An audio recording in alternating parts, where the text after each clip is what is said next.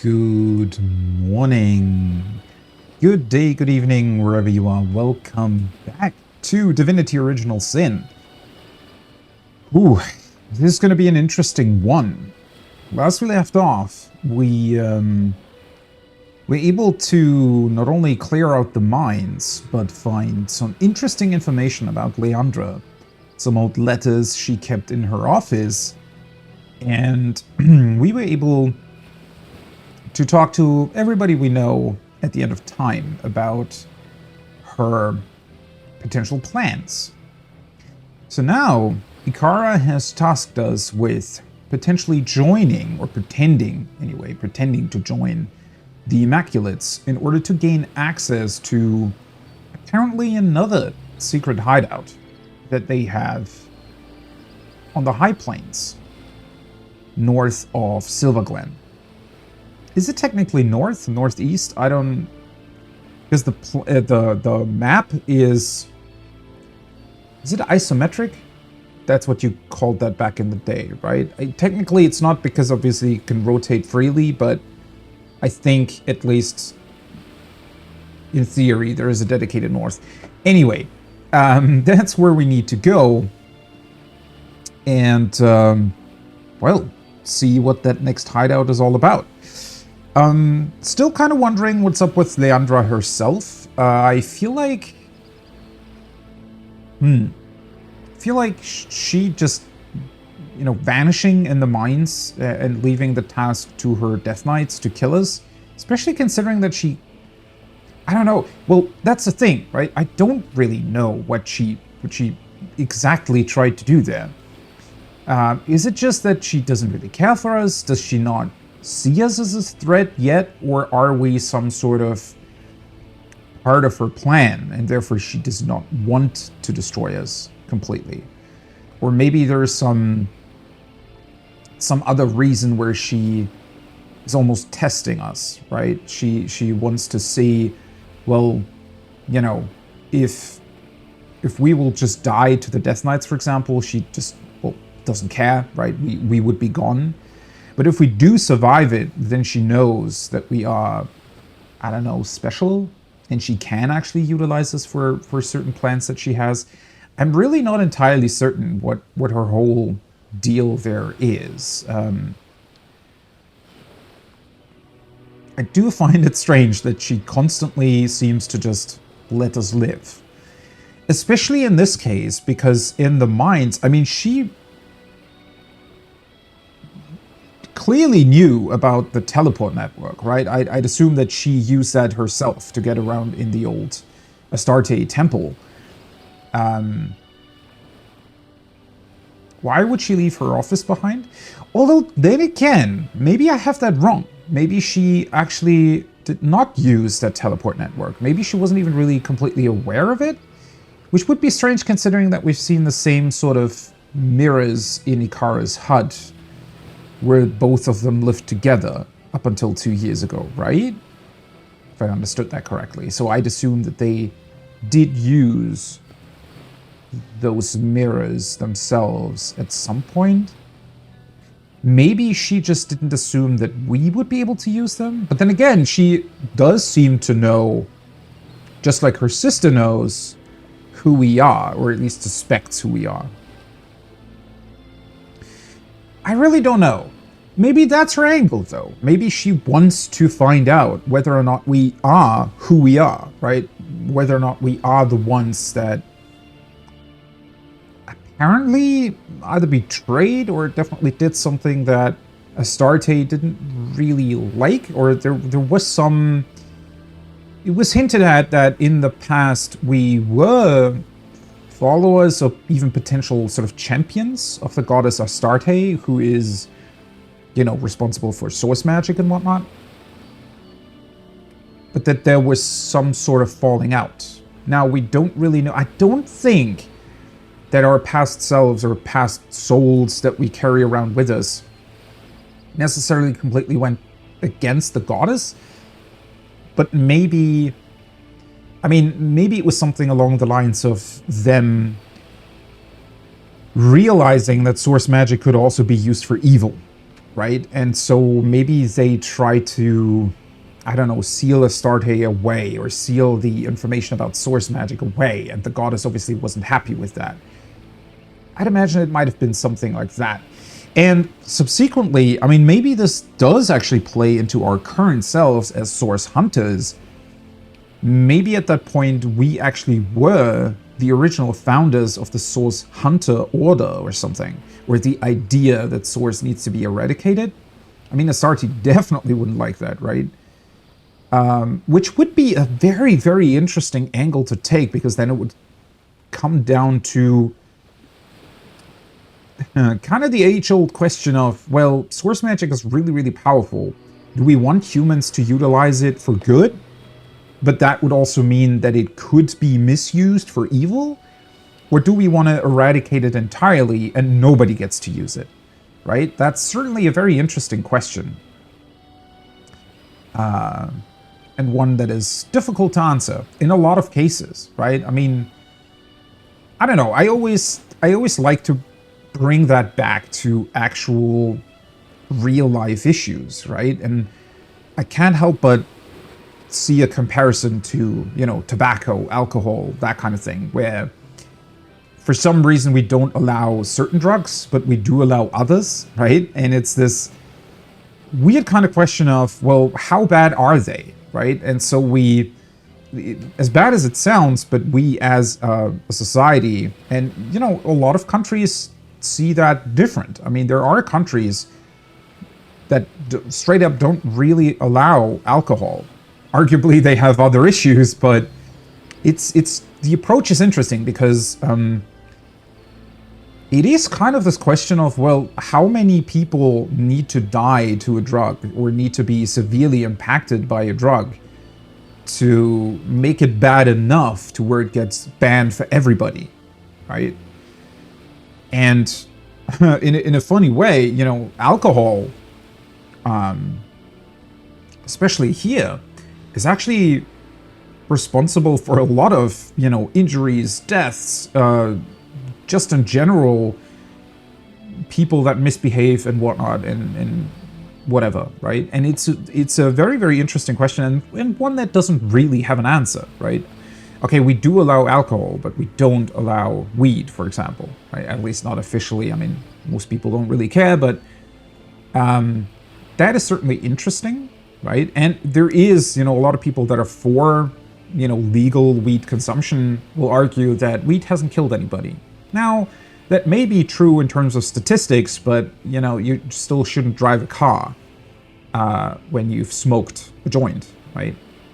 You just shouldn't do it. And arguably, the more people smoke joints, the more likely it will be that they'll also drive cars, right? And it's, I would say on the opposing side, when you hear people say, oh yeah, we shouldn't allow weed, then they're always hit with the question of, well, but we do allow alcohol, which is way, way worse. But then again, why is it worse? Probably because, you know, alcohol gets consumed by 10,000 times the amount of people that weed does. So naturally, the effects of it will be a lot worse, right? That's just statistics. So if we assume that the same number of people would smoke weed, then we probably would also have some issues there. So it's also a question of, well, how many people indulge in those things, right? And I'm not against weed. Not really. I mean, I've been friends with people who smoked it fairly regularly, and I never had an issue with them. I do think, as you know, as much as anything else, it can be enjoyed responsibly. But the problem is, there are a lot of people who won't enjoy it responsibly, and I've seen way too many people, myself included at some points, you know, definitely overindulge in drinking alcohol. Now, I never did anything bad, right? I just, well, guess threw up a bunch of times, but, you know, that's what you do when you're young. I don't know. I don't necessarily see a problem with it unless, you know, obviously it gets worse. And that's where the issue, you know, it's so complicated because well, in order to properly facilitate people, this is getting to be a long discussion, isn't it? But in order for people, or in order to facilitate, you know, a good, quote unquote, sort of drug handling, you need a lot of people like social workers and psychologists and, you know, all those people who could then help if somebody, you know, does have problems with it, right? I mean, I guess that would probably be the best case scenario, right? If we finally acknowledged, yeah, we, you know, everybody can have a problem with it. It's not about who you are. It's, you know, everybody can be an alcoholic, right? That's just sadly us humans, you know, do tend to get addicted to a lot of things, right? Gambling, alcohol, whatever. And we should just acknowledge that and say, well, you know, most humans tend to be completely fine with those kinds of things, right? So we do allow them, obviously within a certain legal rule set. And for the people who have problems with it, we'll give them help, right? We'll give them, as I said, social workers, psychologists, doctors, whatever they need in order to deal with that, right?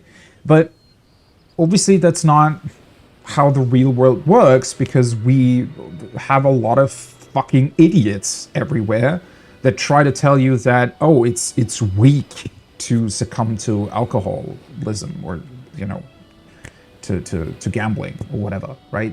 They, for some reason, don't want to admit that it's a genuine illness and not something that can be just decided upon because you live a good life, or because, you know, you are stronger, quote unquote, than other people, or mentally stronger, or whatever the fuck they're trying to say.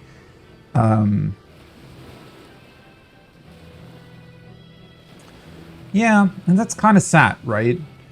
And it's, well, it is a weird argument, because the same idiots that aren't allowing, you know, proper care for alcoholics, whatever, people that do succumb to these addictions, the same people that don't allow that, or don't make room for that, don't, you know, they aren't putting money into those funds that would be needed, they're the same ones that then also are against, you know, making more barriers to entry, right? They're the same ones that will tell you, oh yeah, sure, we don't have a problem with alcohol here. Of course not. You know, it's only a couple thousand people that die every year from it, but sure.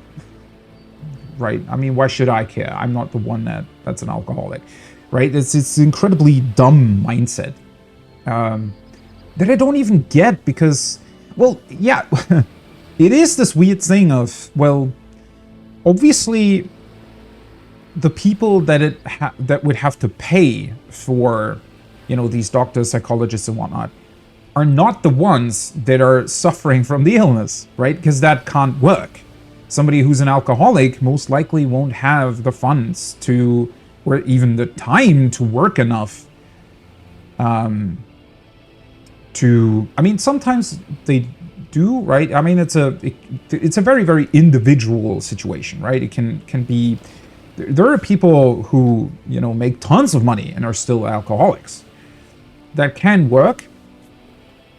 But yeah, obviously the whole point is that they are not at fault for being, you know, having this illness attached to them, right? They're not at fault for that. Just as you can't really be faulted for having a heart attack. I mean, sure, there are factors that might, you know, make it more possible, but a lot of those factors are outside of your control, right? Some are within your control, but even those are sometimes, you know, connected to things that are outside of your control. So it's ridiculous to say that somebody should sort of come up with you know, the money or whatever for treatment by themselves. That's completely dumb.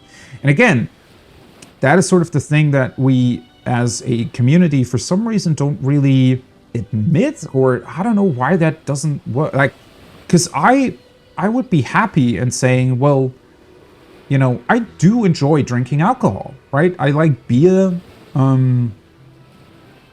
rarely also stronger alcohol, but that's, you know, it depends when I'm going to a party or something, right? And I would say, well, sure, I can enjoy it, and I don't have an alcohol problem. I can go months without drinking alcohol, right? And I don't crave it or anything, but, you know, when I'm at a party, why not, right? It does taste good. A lot of the drinks do. Especially cocktails. Cocktails are really good.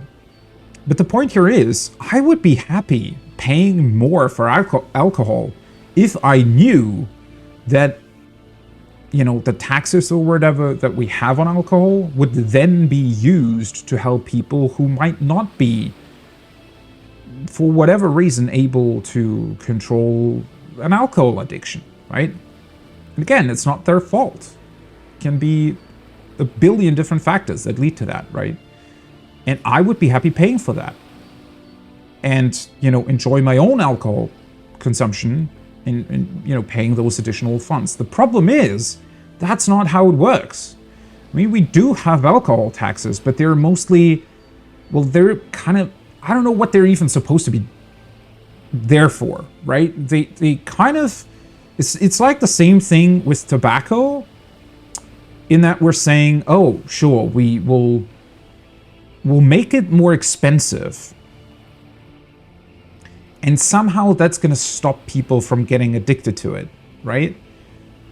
That is, I don't know, like a ridiculous notion. The only thing that really, you know, the only thing it does do, I think, is that people who do get addicted very easily fall into a sort of a money trap, right? And lose all their money buying the stuff they're addicted to. Now, I'm not saying make alcohol or cigarettes cheaper, right? I don't think they should be cheaper.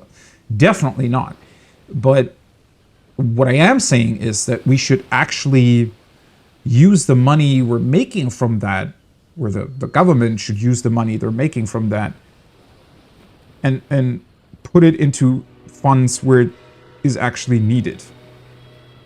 Whereas we just basically take it and put it into the general sort of tax fund and do whatever with it, right? It's just an additional income.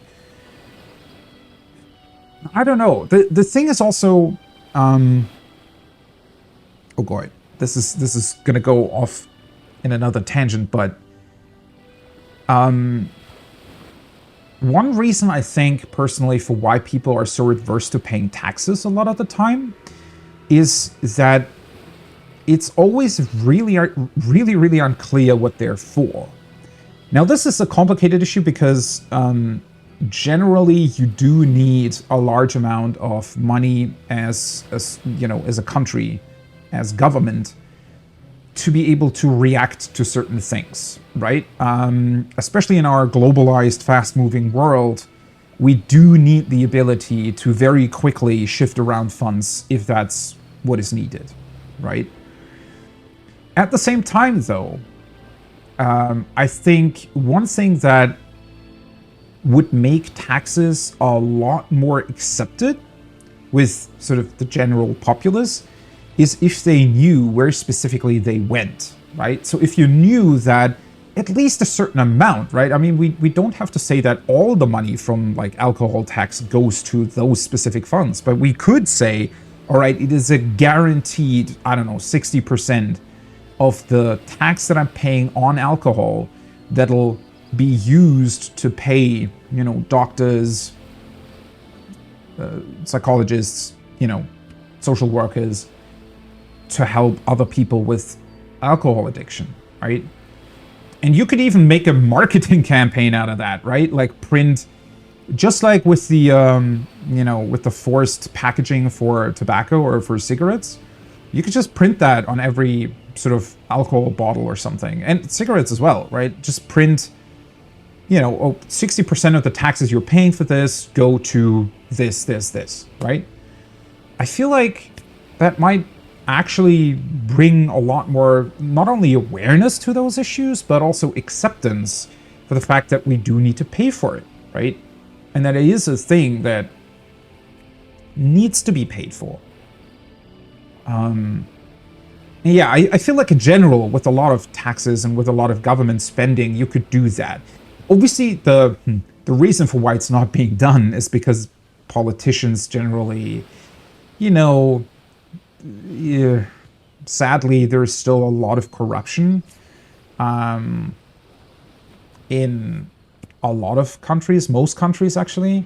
And so, obviously, by adding this specific use for that tax money, it gets harder and harder to, you know, take even only a little bit of it and use it for something that you would like to use it for, right? Or where your friend comes in and say, hey, why don't you, you know, why aren't you doing that project for me, right?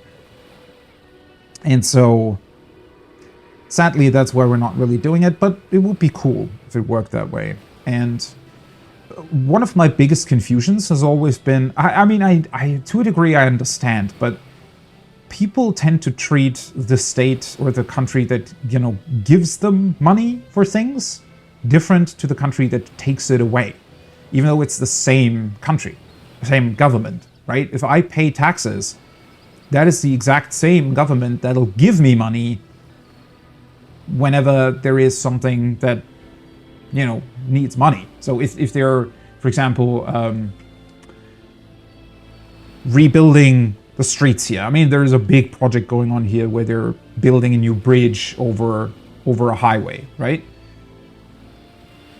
That's essentially money that I paid for by owning a car, right? So I can be happy knowing that, hey, the money that I pay every year to be eligible to drive a car went into that. I mean, you know, technically it also went into a billion other projects that were going on, but, you know, it's, I think it's way more interesting to think of it like that, right? And then same thing with healthcare, right? I'm paying a lot of money for that, but then I also recently had problems with my foot, right? And I just went to the doctor and got like a, you know, I got all that treatment and everything and didn't have to pay anything because I pay monthly for that, right? And so, I don't know, people do the same thing for, I don't know, Netflix in order to be able to watch stuff. I mean, maybe that's because they specifically choose that, but whereas obviously with the government, you're kind of forced into it, but it only works because you're forced into it, right? Because otherwise you just lose out on those funds because, well, as I said previously, the people that need to pay for it are not necessarily the ones that then get the money back out of it, right? That's the whole idea of even having a country, having a society, is that, well, we do kind of help each other out, right? Anyways, all that was to say that I think source magic in this game is kind of similar to that, in that there is this big question of, well, it seems to be pretty powerful in terms of being able to heal people, but it can also very easily be used for evil, right? And the question at the end of the day is, do we want to allow source magic to be used knowing that it probably will also be misused from time to time, or do we just forbid it entirely? And obviously with the latter one, well, how are you ever going to control that, right? Are you really able? Goes back to another topic of, you know, piracy in video games, funnily enough. This idea of, well, if you introduce stuff like DRM, the only people you're really hurting with that are the ones who legitimately buy the game, right? Because it'll still be pirated. And the pirates actually will have a better version of the game without the DRM, right? And a lot of thankfully, a lot of developers, especially indie developers, kind of push that and realize that, well, it doesn't really make a whole lot of sense to have some sort of ridiculous DRM on your game if it's going to be pirated anyway, right?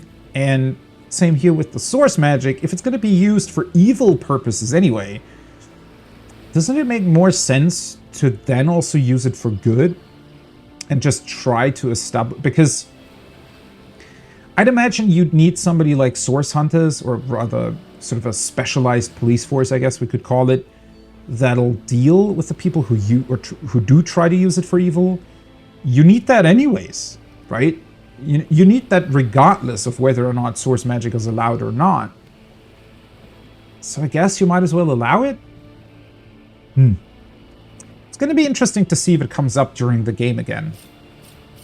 Speaking of which, maybe I should actually try to start up the game.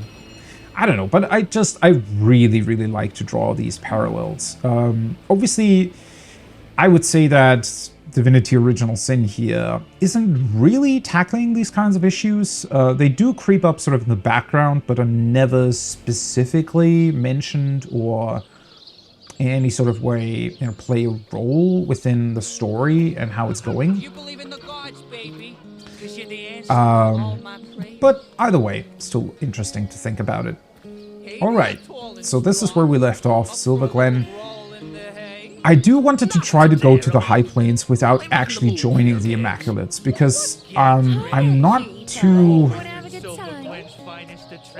keen on that sort of idea of trying to join that order, or pretend to join it anyways. You believe in the gods, baby, 'cause you're the answer to all my prayers. I was thinking about potentially... Come hither, sweetheart. Oh, if I had a star Why don't you for every stay time a you while, write my name. darling? I just know I Oh, can say you bunch of a unidentified wild stuff here ride still. if you let me. Poison resistance, lockpicking, don't really need that. Winter Blast. Tell me, sweetie, you I might still want to sell some stuff that she has. It's a bit of a... You know what? Let's send the dye to the homestead as well. I just know I could take you on a wild ride. Oh, right. I was thinking about maybe selling a bit of bone dust, because I think that was pretty weighty, all things considered. It's still a bit of a shame that I feel like the game is way too stingy on giving you information about potential crafting recipes. Obviously, I could also experiment a whole lot more than what I'm currently doing, but I don't know, I'm just not super interested in that. I'm a wee bit short at the moment, waiting for a particular plan of mine to pan out for now. Goddess greetings, friend. Her greatness gave us fire, her greatness gave us earth, and my savvy brings you spells at the best rate in town. Okay, so Come, this. give me your best offer. I guess I'm gonna sell half of these at least. Don't think I'm ever gonna really use them. And yeah, sell 27 of these so that I keep... This doesn't really weigh much. At least this way I have a bit more inventory space before I need to sell stuff again. Might sell...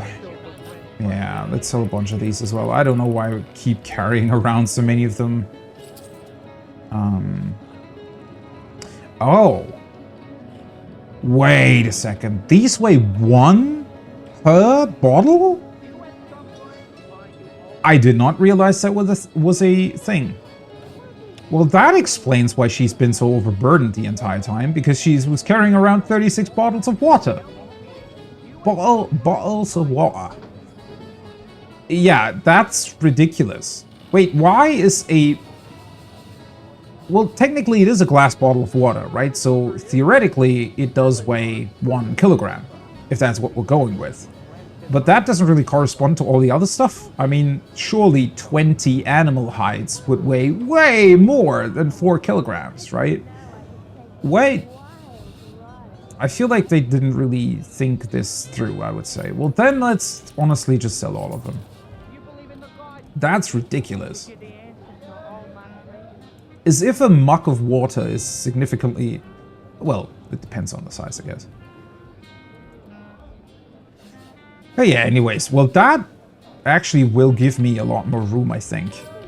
In terms of inventory space. Oh yeah, 48. Holy shit. I would have never guessed. That was a very lucky find there. I would have never guessed that that was what was clogging up my inventory the entire time. And I was wondering why, you know, I looked through all of this and I just couldn't figure out why she was so overburdened. I thought it was because I had all the metal scraps and whatnot with me, but clearly that wasn't the case. Or the issue, rather. Anyways, okay, that's a good thing then. Well, so... This is most excellent news. In terms of the city here, well, we're not really going anywhere, right? I'm still planning to just go to the high plains, so... I'm not in the mood for your games. What games, Granny? You've always been Silver Glen's finest attraction. I was just wondering, because I thought that maybe, you know, if we were to decide, for example, to buy her, essentially, or her services, because it seemed to hint that she might know stuff, right? So I wonder if that would give us an opportunity to talk to her in private and potentially find out some secrets. But I also don't necessarily want to... I don't know if this is going to negatively impact my relationship to my party members or something. I don't think so, but... It's probably just gonna change the stats, right? Does he even have a name? The traits, right? Might be changing something here.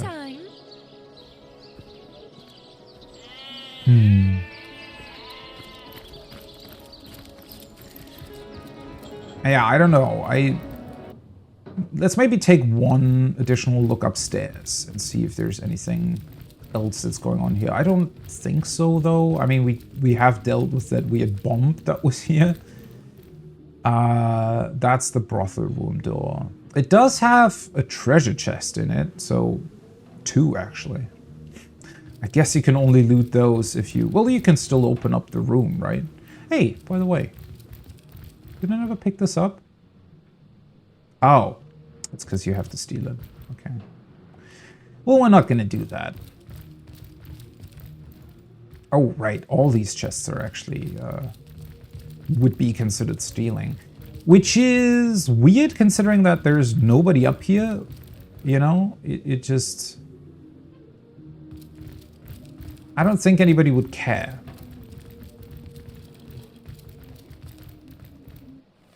Anyways, I really don't need the money, so I don't need to resort to stealing.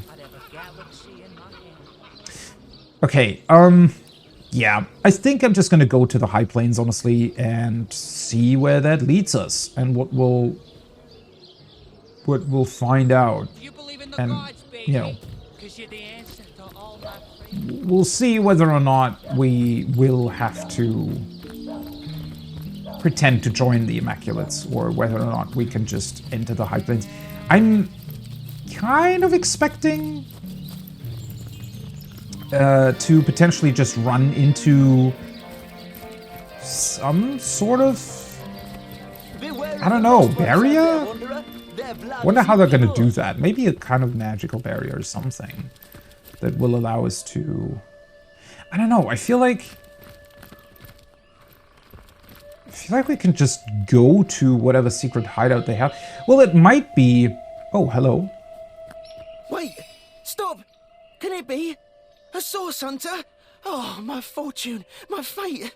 I am saved. Wait, aren't you part of the Immaculates? They're coming for me. They know I've escaped. And they won't stop until they've sliced me in two and corrupted my corpse with darkness. Oh, became cold feet, didn't you? Well, I don't know if running to Silver Glen is your best option here. I guess, well, he doesn't really have any other choice. You might want to try for Size Steel then.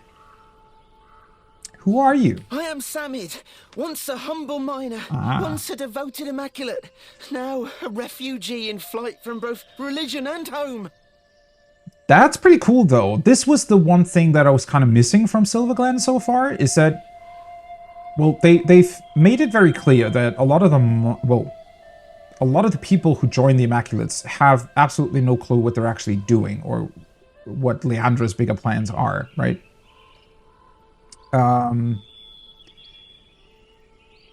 They've hinted at that multiple times, but we haven't really seen much of it, right? All the Immaculates that we've seen either knew what they were doing, right? The ones in the mines that were specifically there to oversee the Death Knight production, for example. And then we've also seen other ones, like the ones that are standing next to the entrances to Silver Glen, that seem to have absolutely no clue what that order is actually about, right? And are just kind of blindly following Faith. This is the first time that we've actually seen, and I very much appreciate that they are doing this, that we see somebody who wants to get out of it, right? And realizes, oh, well, maybe this order isn't what I thought it was. Who's coming for you exactly? The cult, the dark heart of the Immaculates, the corrupted few who lead their trusting converts upon a path paved with source. The corrupted few. Ooh, interesting. So he believes that there is a part of the Immaculates that maybe got corrupted without realizing that that's their actual purpose? Interesting. Well, they won't stop until they've silenced me. And worse. Tell me about the Immaculates. I once counted myself among their most faithful. Such a devotee to the Immaculate Way was I, that I rose swiftly through its ranks, became privy to each of the esoteric rituals of the Immaculate Method. So he was actually pretty deep into the order, it seems like, which is also why he's probably wearing these priest clothes, right? But in time, I discovered too much. When I was granted access to Sacred Stone, the most protected Immaculate village, I watched with horror as our enlightened leaders unabashedly performed darkest source magic. Sacred Stone, is that where we're trying to go? I did not expect some sort of Immaculate village. I don't know, they made it seem more like Leandra had some sort of other cave or hideout. Not necessarily a village? I immediately reported this corruption to our highest priest, Lady Attenbearer. I'll never forget her laugh. Mirthless and savage. She was one of them. A sorcerer. Yeah, no shit, buddy. Huh. This does make me wonder to a degree. I mean, surely there must be more people who might have realized that the Immaculates weren't exactly what they thought they would be and tried to get out. I guess usually they're probably fairly good at recognizing when somebody gets cold feet, and they'll use them specifically for their evil magic and kill them, right? To infuse bloodstones or something like that.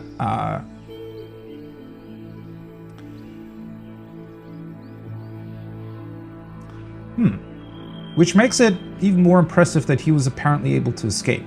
I escaped that terrible place as quickly as my feet could fly. And now, you must do what I cannot. You must end the darkness that has consumed the Immaculate Way. The source that corrupts it. Well, it's a good thing we're already on that, isn't it? You mentioned a protected village, Sacred Stone. Where can I find it? To gain access to that nest of vipers, you'll have to become one of us. One of them, that is. Can we not just fight our way in? Why is everybody so insistent on... Okay, I get that Ikara would, you know, propose this line, because it is probably genuinely the easiest way to do it. Especially because, you know, infiltrating them will probably get us way more information than outright killing everybody and annihilating their village, right? Kind of weird for him to suggest that, though. I feel like. I don't know. Somebody who's currently running from, you know, a crazy religious cult, I feel like wouldn't necessarily suggest, oh, if you try to get rid of them, you'll have to join them. I don't know. I get what he's trying to say, but it's just... within the context, just seems a bit strange. Speak to Loik, the Immaculate Abbot of the village to the north. Silver Glen, it's called.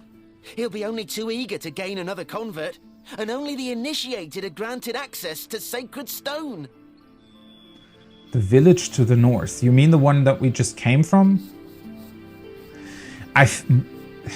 Wouldn't you have definitely been to Silver Glen? I mean, not definitely, but there is a very, very high chance that people will enter this path sort of last, just as I did. I feel like this conversation was almost maybe meant to take place earlier. Especially because for some reason we can actually ask him, do you know where I can find the White Witch? Even though we've done that like 30 hours ago.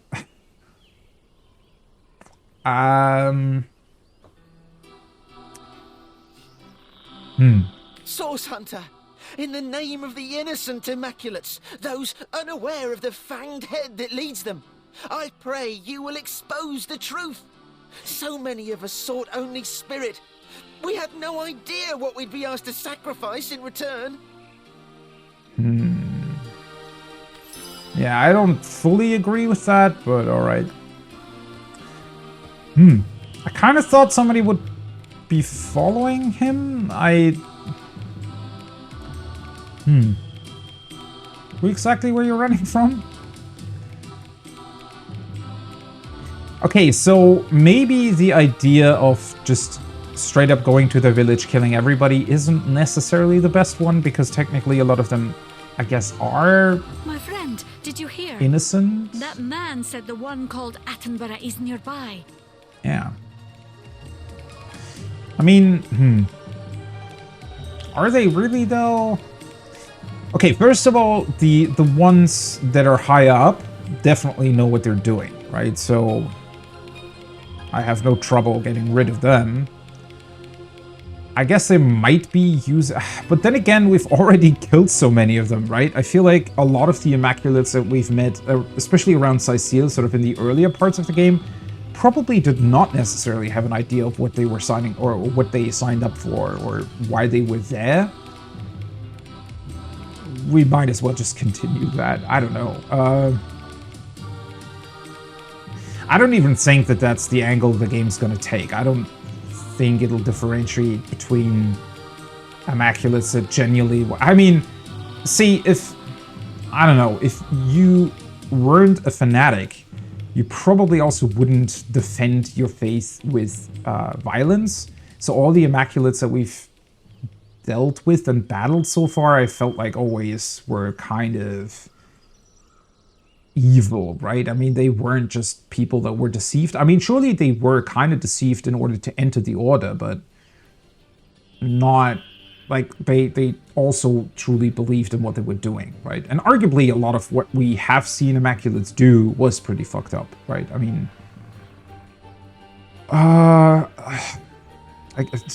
for example, a lot of them must have known that they were at least tangentially connected, is that how you say it, to the murder, right, in the King Crab Inn. Same as the ones that we fought in the church in Cecile, for example. They definitely knew that they were up to no good. I mean, they probably also knew, or had to have known, that they were partly responsible for the zombie plague around Cecile, right? So all those things kind of, you know, don't really let me empathize with most of them. I guess here in Silverglen, a couple of them were kind of more on the more peaceful side. But that was even true in Sicile, right? The one Immaculate that's in who was staying at the King Crab Inn, who we talked to. He did kind of want us to try and convince us to join his order too, but he was definitely not hostile or anything, right? And yeah, I don't know. We must find this village, Sacred Stone. I am certain Jarrett has been taken there. And if it is where Attenborough rules, it seems these Immaculates are not all as I have heard. Yeah, we already... she was looking for Jareth. Guess I kind of forgot about that. These side quests with your companions creep up at the weirdest times, I feel like. I don't know, they're... I appreciate that they exist, but at the same time they're kind of... Well, the problem is they feel like they don't properly take into account everything that you've already done, seen, and been through, right? It seems these Immaculates are not as all as I have heard. That sentence doesn't really make sense in the context of what we've already been through, right?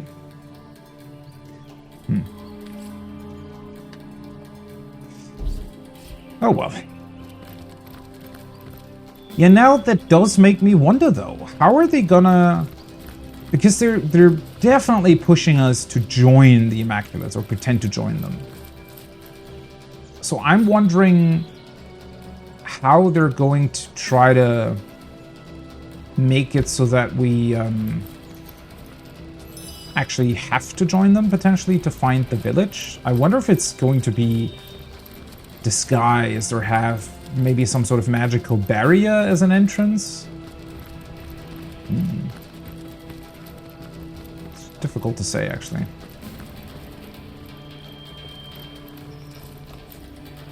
These some old mining equipment.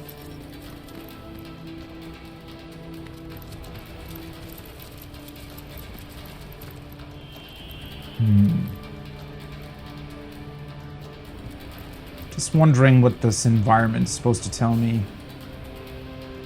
Also looks like a mine that was maybe destroyed through something at some point as well. Oh, that was a game autosave. That usually means that we're coming up to some sort of other... I can only hope this might be a magpie's nest. Important bit. Why are there spider webs that are so huge around here? Oh, wait, what? Oh. Well, I'm fairly certain that texture isn't supposed to work like this. So from this, I've actually... Have I ever seen that in a game? Well, probably, but... This is a rather interesting thing. So from this side, it looks like a giant spider web, and from this side, it's just completely invisible. It doesn't even have any sort of artifacts or something that would hint at there being a texture there. Very interesting.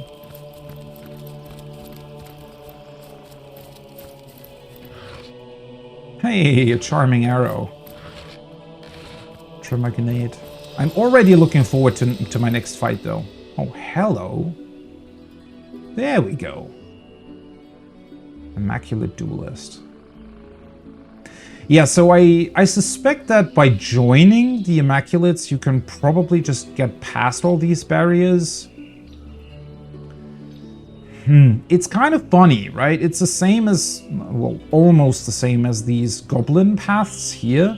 So this entire section, you're kind of pushed to do it stealthily, right? I just fought my way through it.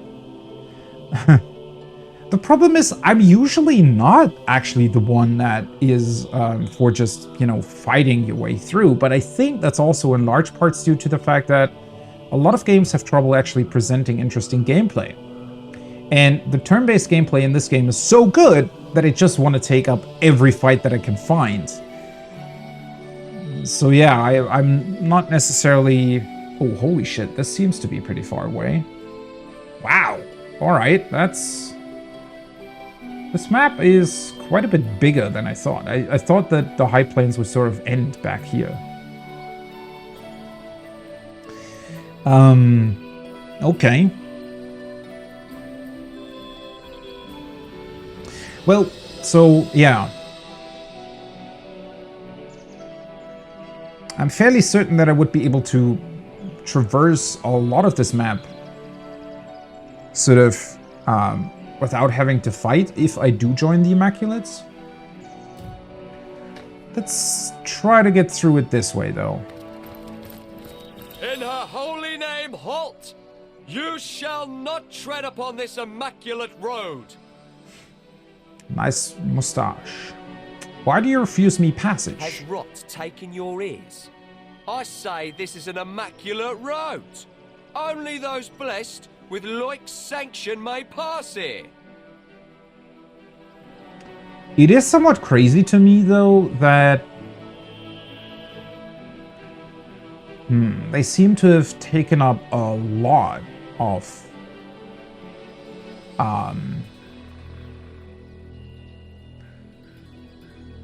space? No. What am I trying to say? Well, they seem to be controlling a lot of these roads, right?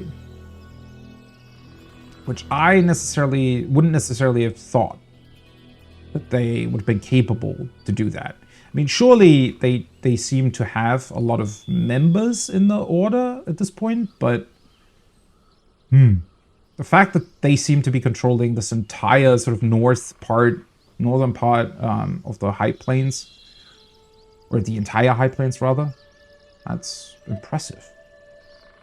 If I draw my weapon, that is the last thing you'll ever see. Surely a man as wise as you are can decide for himself who may or mayn't. Is that a way you can say that? I've battled my way here through the undead of Syceal. You're certain you want to face me in battle. That's the reasoning option? Okay. Not necessarily the biggest fan of that. Also just kind of like... The undead of Syceal, surely they're... Well, they are connected to this in a way, but...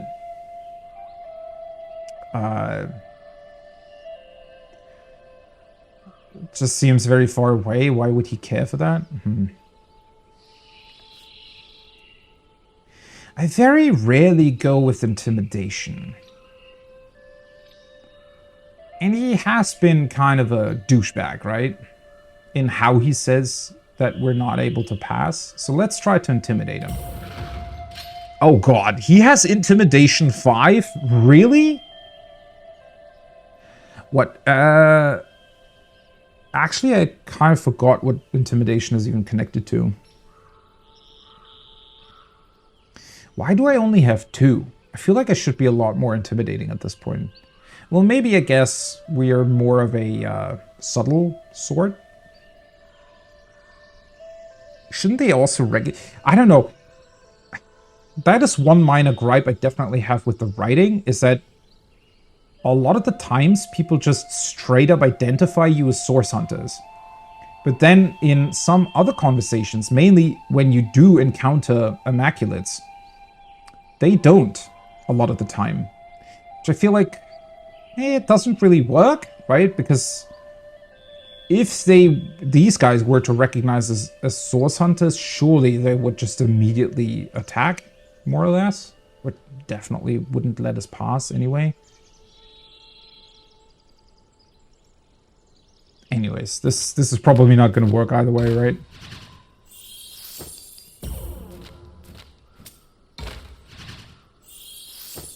Or maybe it is. Nope.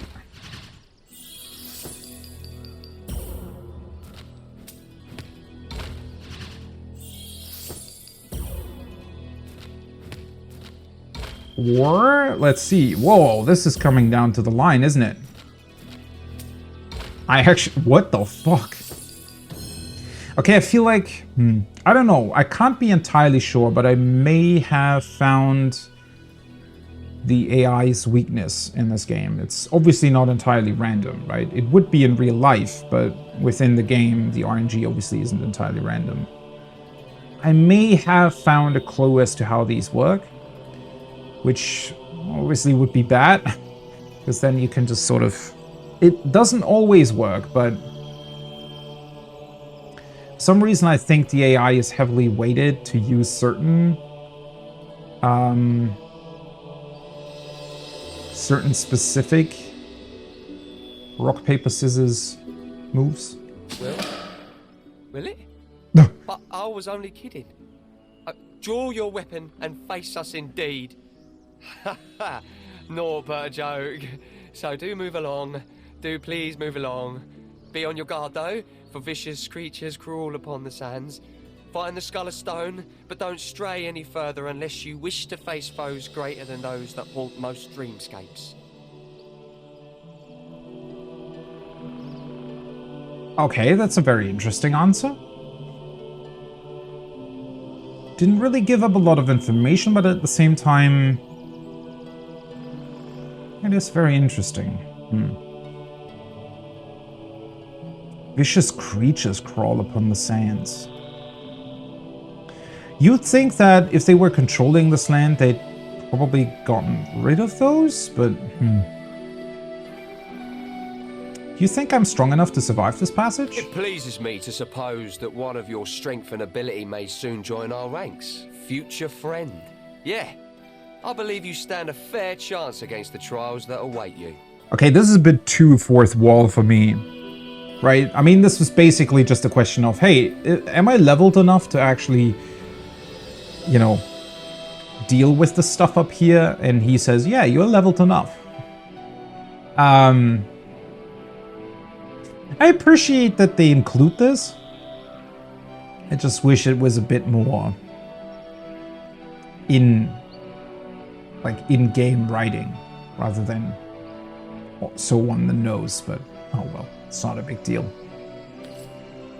Okay, have we just gotten past the reason for why we had to join the Immaculate Order, or will we have to intimidate and or convince, reason, charm, whatever, all the other posts too? Also, this doesn't count as stealing, I guess, for some reason. A love grenade. Wait, can we also talk to the other people? Goddess be with you, knowledgeable one. Okay. Careful, friend. The wasted lands beyond this bridge are overrun with lost ones, vile creatures, unreachable by the goddess's good news. Travel the northernmost route if you wish to find the Immaculate Way, but keep your sword at the ready. I do find it funny that they now just sort of believe that, oh yeah, surely you came this way to join us. Right? An immaculate day to you. If you come seeking the goddess, keep to the northern route. If you come seeking certain death, any number of horrors will happily assist you. Okay, I suppose some of this dialogue probably plays no matter whether or not you get through here by, you know, intimidating, charming, reasoning with them, or getting through here because you joined the Immaculates or pretended to. Yeah. It does work both ways though, so it's pretty cool.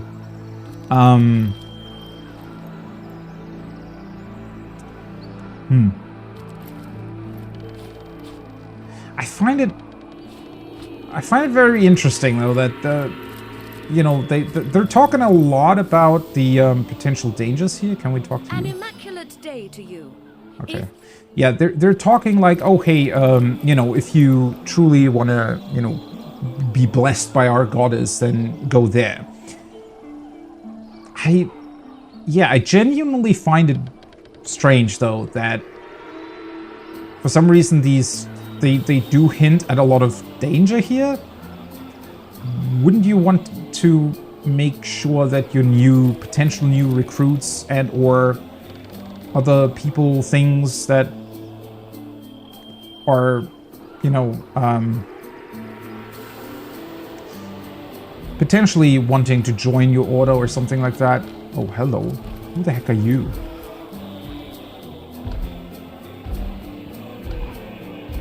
Wait.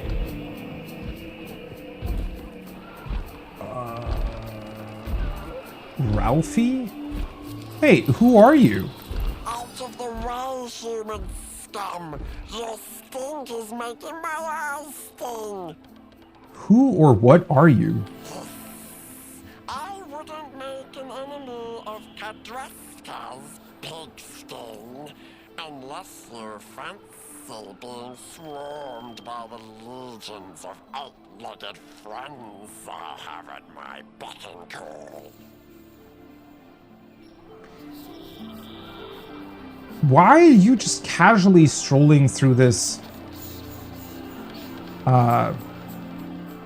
checkpoint here?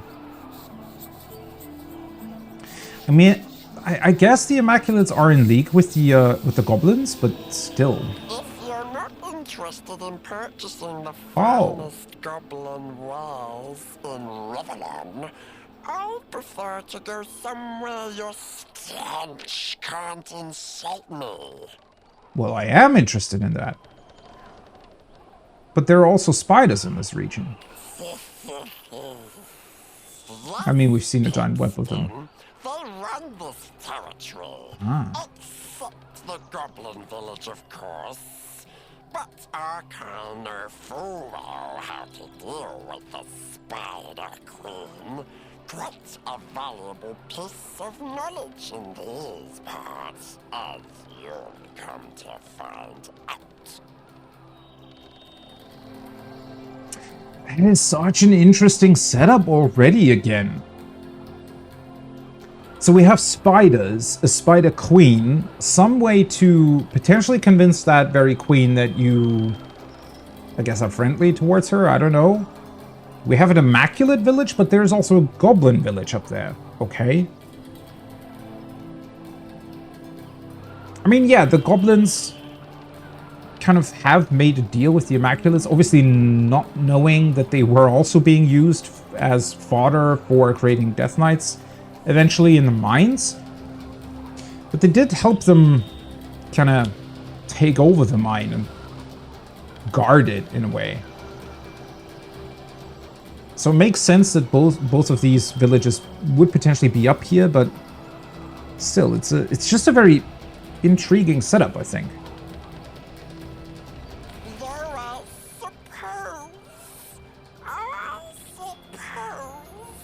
A sack of gold, the weight of 1,300 coins, might put me in the mood to share. Well, at least he's putting a price on it right away. Well, tell me what you know, or I'll toss you to the nearest nest of spider hatchlings. Well, that wouldn't work, would it? If you share what you know in goodwill, I might be inclined to spend even more than 1,300 gold on your wares, kind trader. Yeah, that's actually true. As a source hunter, I must request that you comply with my investigation without expecting a bribe in return. Let's try charming. I don't think this will necessarily work, but this is genuinely what I want to do. So, oh, he's actually not even that charming. Now this is probably not going to work, is it? Fuck.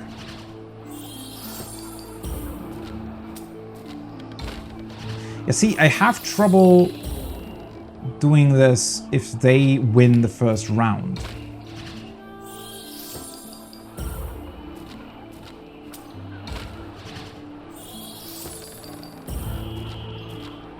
Oop.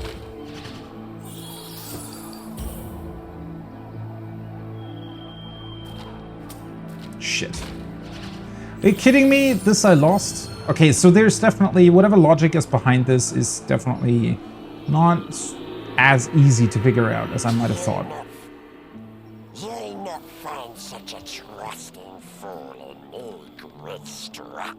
See what good your 500 gold will do when the Spider Queen has you in her clutches. So can we not trade with him then? I don't know, we can still. Okay. Does he even sell anything interesting though? Tectonic Spray, Water of Life. Oh yeah, let's actually switch over. Let's buy the Charming Arrow.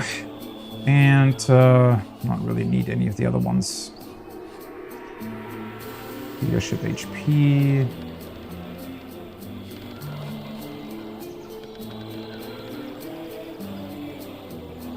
Unlocks Cure Wounds. Oh, cool. +1 Dexterity, +3 Initiative. Wow. The problem is I don't really know what Bedotta is currently wearing. Oh, right. I can just switch to her and then compare, right? Ah. She's got pickpocketing and plus HP. Okay, so... As cool as these would be for her, the +3 initiative will kind of fuck with me a little bit, because currently my 2 main chars are always going first, right? Which means that I can hasten and do Oath of Desecration on Bedotta before it's her turn. I think the +3 initiative might fuck with that a little bit. The +1 dexterity would be nice, obviously, but... yeah, let's not do it. I don't know. Kind of disinclined to spend money on even better gear, considering that the game already feels pretty easy already, right? Okay. I'd Well. love to set mother upon Oh my, oh my, oh my. You can speak! Oh dear. Oh gracious. Oh, Ralphie, Ralphie, Ralphie. This is your luckiest day of days. What's going on with him? Wait, why are you surprised that we can speak? Psst. Friend, you must help me. Oh goodness. Oh dear, I beg you. This goblin you see before me, my so-called master, is a cruel and ruthless beast. This may be my only chance to seek help, so I won't waste a moment. I like how he's just standing over there looking at us, right?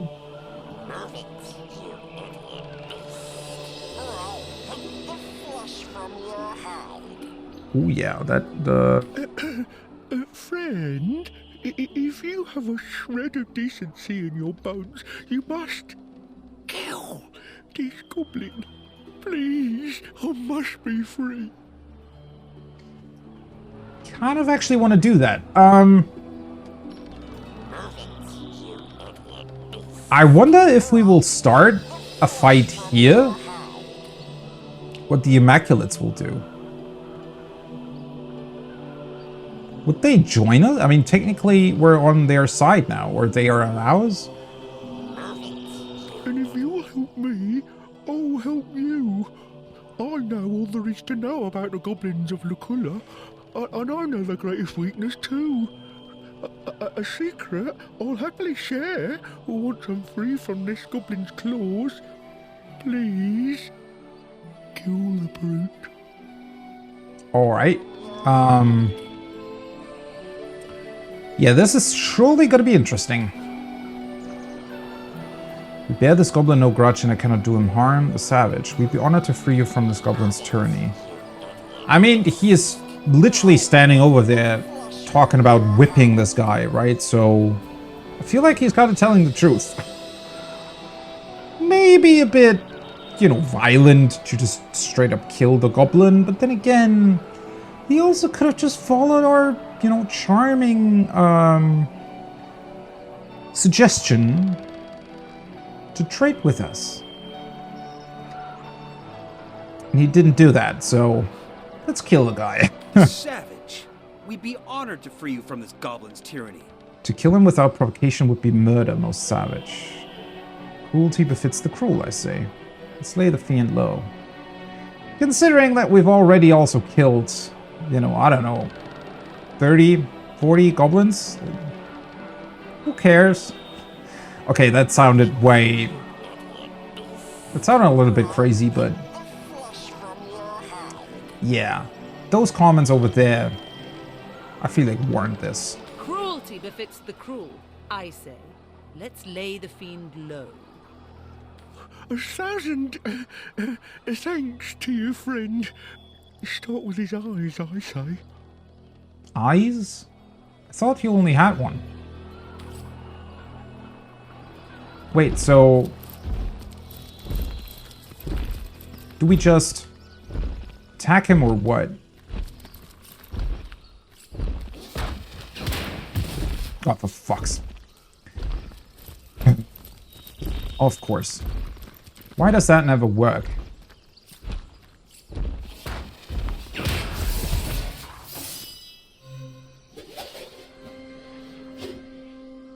Okay, are they... They're against us now, right? Since we attacked him? I might have put myself into a pretty bad spot here. Oopsie. Although, funnily enough, there's this big thing in front of me here, which might make it difficult for the others to actually attack me. Problem is poor Ralphie is in kind of a bad spot now.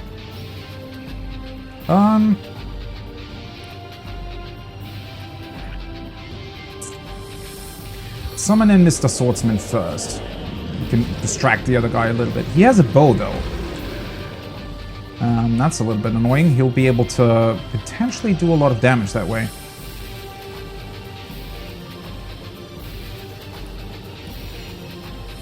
I mean, I could just try charming these guys.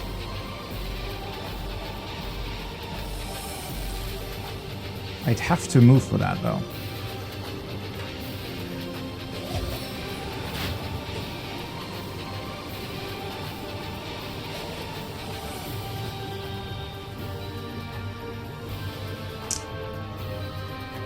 Sure.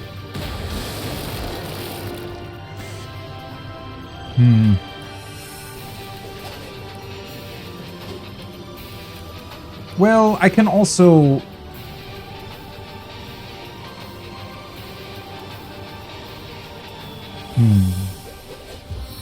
Wait, is he even susceptible to poison? Oh, he's a little bit too far away for that anyways, right? Oh, wait, what? Oh. Wait, so he's permanently slowed for some reason. Probably because he has some Tenebrium armor, I'd assume? Interesting. Oh, okay. Well, I should still be able to knock him down and whatnot. Might be a good idea to do that with like an arrow or something. Where the heck?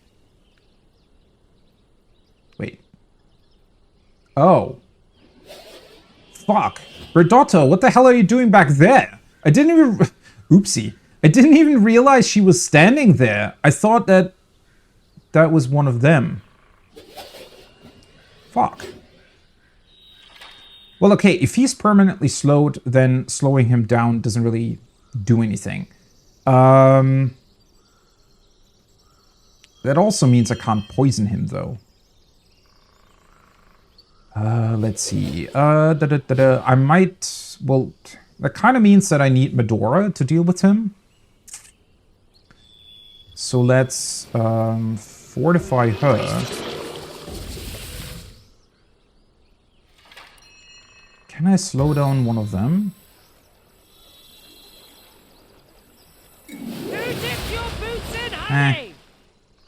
Was worth a shot, I guess. I could just make Berdotta immune to burning, right? That does cost 4 AP, but it will allow me to burn the oil. Inflammable ice. Because instead of throwing a fireball, I'm just going to cast Firefly. Oh boy. This is a little bit... Yeah, but Dota definitely needs to somehow knock the guy down or something. So otherwise this might be bad.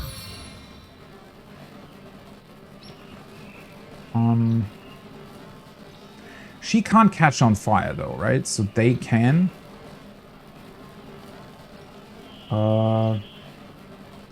Might be worth it to go more this way, right? Because that way the other guy definitely has to run through it or around it.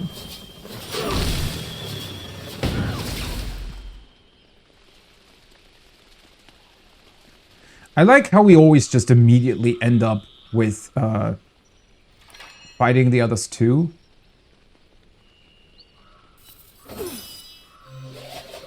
Wait, she's still... So she can't burn, but she still takes damage from standing in fire?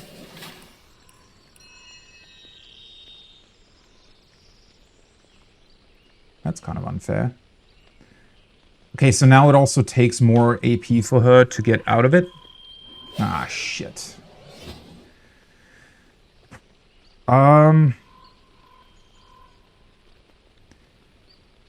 Yeah, this is actually... Can I hit him from there? She can't even see him, I think, right?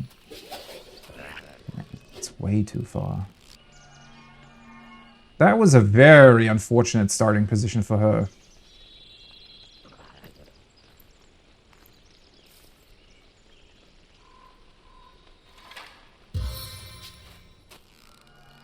Just able to hit him though. Let's double check. 5 bodybuilding, 5 willpower. So he has quite a bit of... In general, he's just... Holy shit. He's gonna be difficult to take out.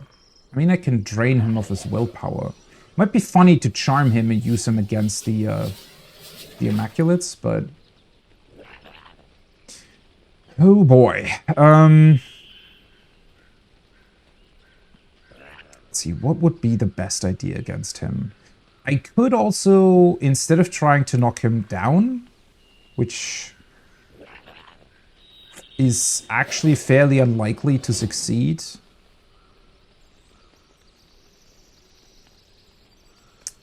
Static Cloud? Might just hit my skeleton as well, right? Oh, I could do this. Yeah, that might not be the worst idea. Blind failed, stun failed, but he's standing in the cloud. Can I see him? Yeah, okay, so he can still look through that cloud.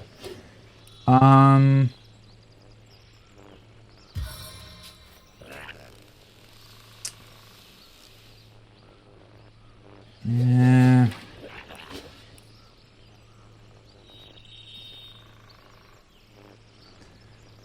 Well, this only has 50% chance to blind him, and he has pretty high stats, so he can save against that. Let's try to knock him down. Shit. Oh boy. Okay, so he got rid of his slow and didn't do anything else. Is he confused because he was in the...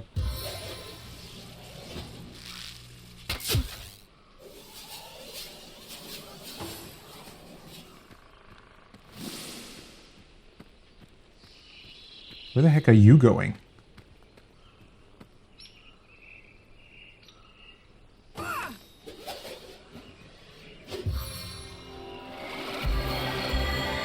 Okay, well at least they're wasting a lot of points on things that... Mark of Death. The hell is that? Oh, oh shit. I thought she'd have to move around. Well, that's unfortunate. Wait, what the hell is Mark of Death? Grim Fate. In 3 turns you will die. Kill the source or get purified. What the fuck? That's pretty strong. Okay, so you need to kill the one who cast it. Interesting. Who did that? It was this guy, right? I'm pretty sure.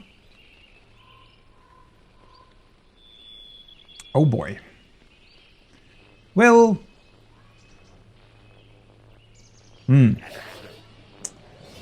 At least this is kind of a... Let's attack him then. Because I don't want to run into the static cloud.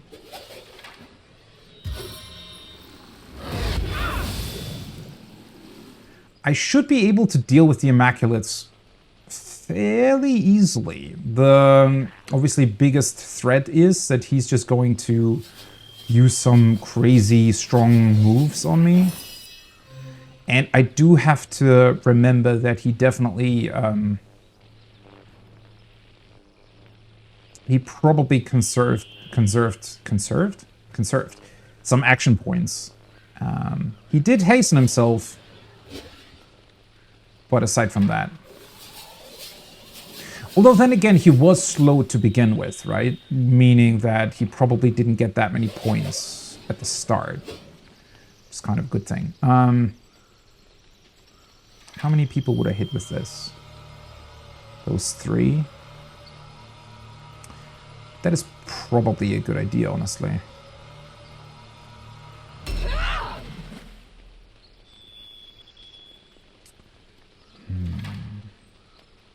This would also be AoE, right?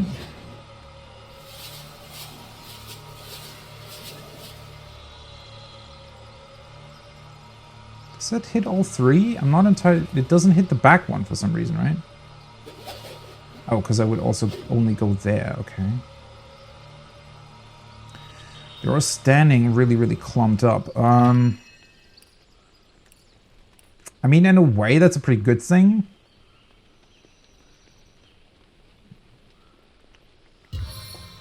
This only hits 1. Definitely need to get rid of him.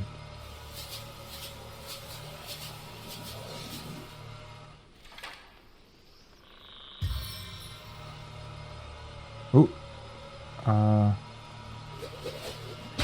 Don't get how that hits those 2, but sure. Maybe I'm a little bit too close to them now. I don't know if that was the best choice here.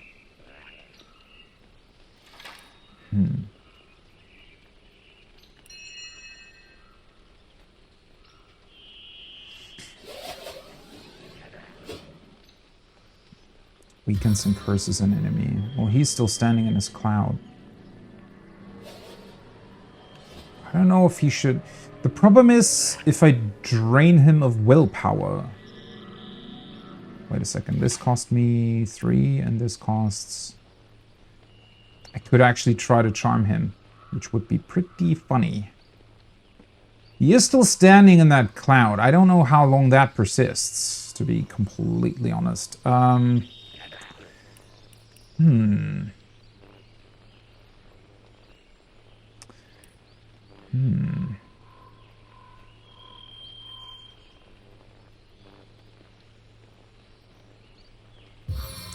could try to petrify one of them. I do need to dish out some AoE damage here, though.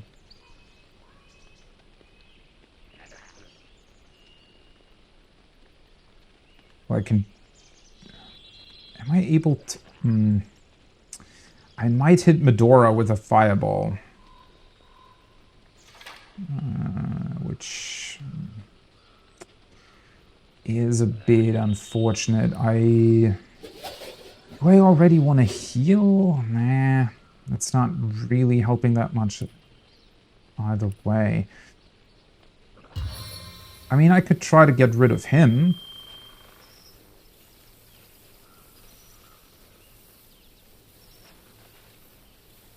Let's do that for now. Yeah. That's probably a good idea. I think the swordsman should be able to get rid of him. And then...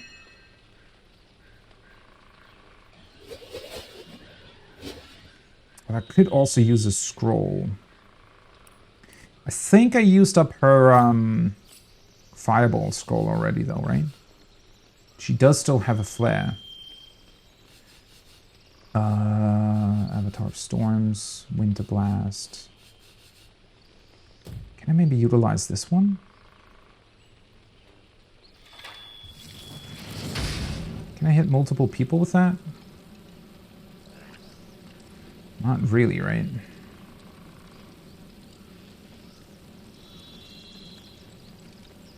They're all standing really clumped up. Fuck,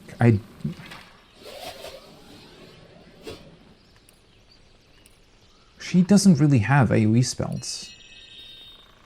This is a bit of a problem. I mean, my main does.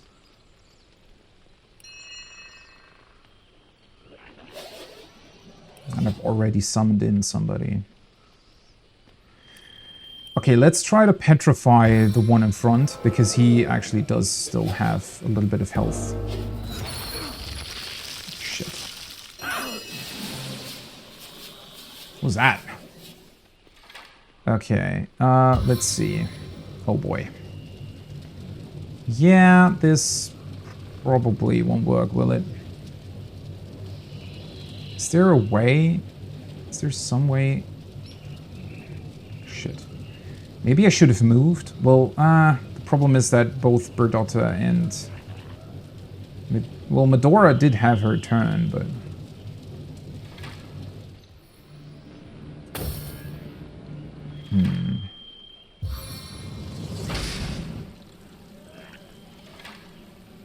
Could also try to summon in my fire elemental. That doesn't really help either, though.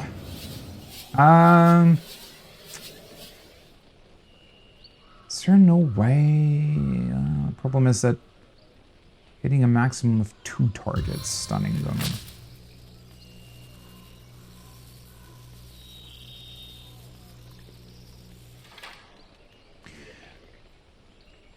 The funny thing is, they're standing... They're all really, really close together, yet at the same time, they're also way too close to me.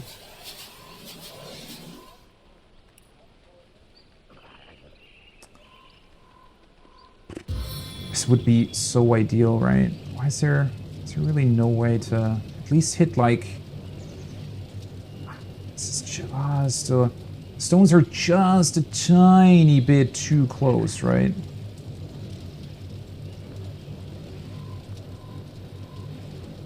I can hit the back 2 ones. I think. Yeah. Ooh, this looks good. Alright, hopefully that actually does hit everybody the way I wanted to. It does. Perfect. And now they just genuinely constantly have to go through fire. I might just... he still has a lot of health, though. That's not great.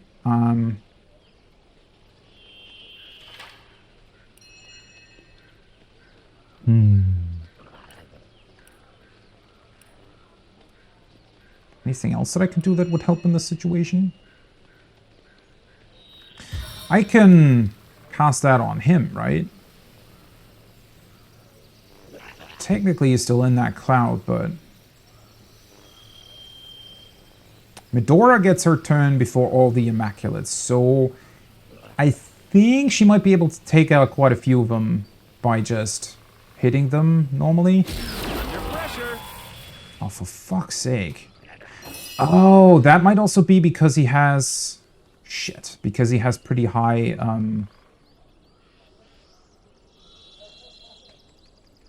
Wait, that's actually one thing that I'm not entirely sure about, so... Does having 100% air resistance also grant you 100% resistance to any effects from air spells?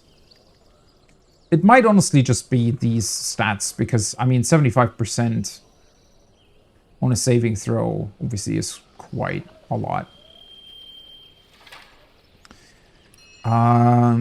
But, that being said, it might not be the worst idea to do that again.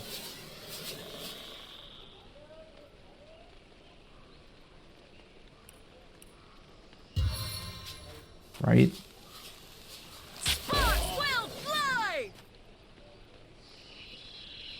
Okay.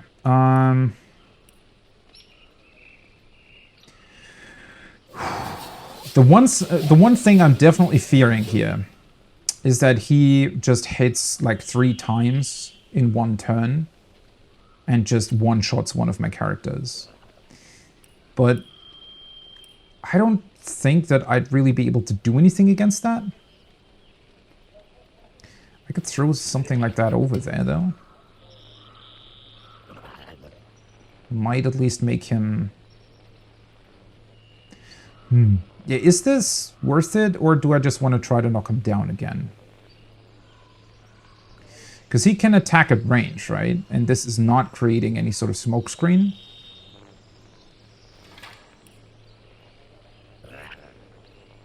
It might actually be worth it to create one, though. I mean, that just means that he has to move around it, right? In order to attack us. Also means that I can't really attack him, but... Yeah, let's go with that. I think it'll just hopefully... Okay, yeah, stun failed a bunch of times and then he couldn't see me. So that's good.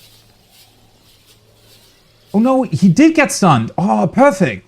So stun failed twice and then it got him on the third one. Oh, okay, perfect, perfect. Yeah, I think the smoke was a good idea, because otherwise he would have just stayed where he was and didn't move, because the stun cloud doesn't actually obstruct your view for some reason. Well, it would probably be a bit too powerful if that was the case, but yeah. Wait, why did you move? The heck? Is he trying to run away? Please don't tell me that he's trying to run through the fire or something.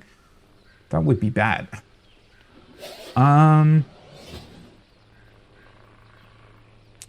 Let's move the skeleton back here, right? Just so that because I guess if the skeleton obstructs his view as well, that's probably a good thing, right? Because then he'll hit the skeleton and not any of us. Okay, and Medora's burning. She could use Flurry against this guy, right? Might be a good way to get rid of him easily. But the problem is, well, she currently... It would be better for her to take out as many people as possible. Is she even close enough to hit them, though? Or does she have to move for the others? I said only an 80% hit chance. I don't like that. Don't have any way to increase that, though. Yeah, throwing something like this, definitely not a good idea. I would like to encourage, honestly, but yeah, no. 80% because they're in the smoke, right? I could also try crippling this guy. I mean, the funny thing is the others are sort of behind him, but they all get their turn next. So to take out as many as possible should be the most important thing here. Okay, perfect. And I can attack you as well, right? Marksman.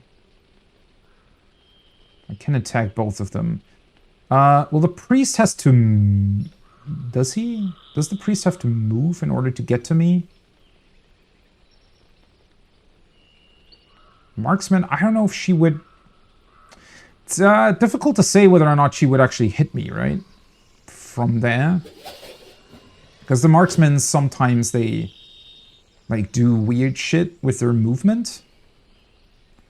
Let's kill her, though. Ah, fuck. Okay, well, that was bad. Shit. Ah, never mind. She burned up. Oh. They can resurrect. Interesting. And then she just dies herself. Oh, shit. Well, that was a lot more damage. Oh, nice attack of opportunity. Where the fuck are you running? Oh, he's trying to get to my swordsman. Well, that's pretty dumb.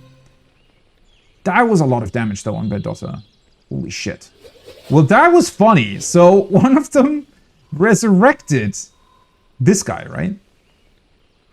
Wait. Yeah. Where's the other one? Wait, where the heck? Oh, wait. Is that him? Yeah, he's the guy who cast that other thing on my main, right? Oh, no. I guess he did. No, he wasn't. How did I... I guess it must have been the other one, then? The one with the sword and shield? Yeah, probably, right?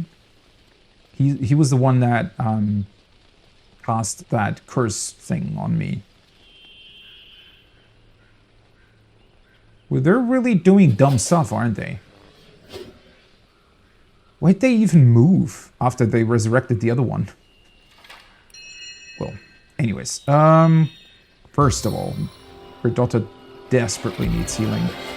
She might be able to cleanse herself of the bleed. I don't know. Can I even do that? Cures bleeding, crippled, and diseased, heals target for 10%. I might actually want to do that. I mean, he's still stunned anyways, right? So... might as well get rid of the bleed and heal her a little bit, because I'm really afraid that she'll still die for some reason. Can I actually see him? I can. Okay. It's these two guys are the last ones left, right? That's actually pretty funny to me, honestly.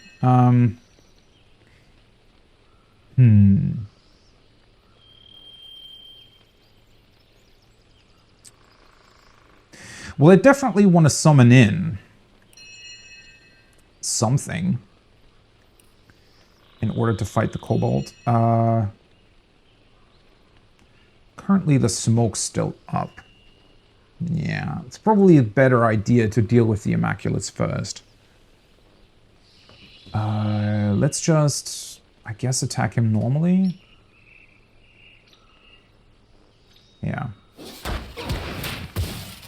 That did a lot less than I thought. He has pretty high resistances, right? No, actually not. Armor? Why does he take so little damage from that? Well, he's going to be dead either way. Sure. Ah, unfortunate. Really thought I might be able to get a crit or something. Alright. Well, I guess she can just kill him, right? Or do I want to preserve my points? He's still stunned. The smoke's still up.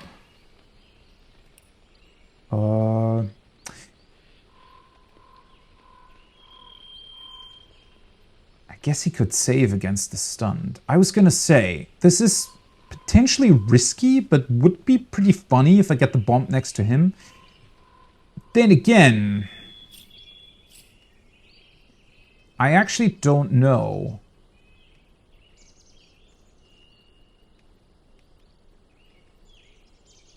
I'm not entirely certain if the bomb would actually be able to deal damage to him, because I'm pretty sure it deals fire damage, right? Or is that considered, I don't know, crushing or something? Blunt damage? Okay, so he's going next, but he should still be stunned. And she will be dead, hopefully. I don't know when it would be the bomb's turn, though. Do I want to risk it? I mean, now's the best chance, I guess, because of the smoke and him being stunned. Technically, the undead swordsman's still there as well. Do I want to try that? I mean, I kind of want to try it.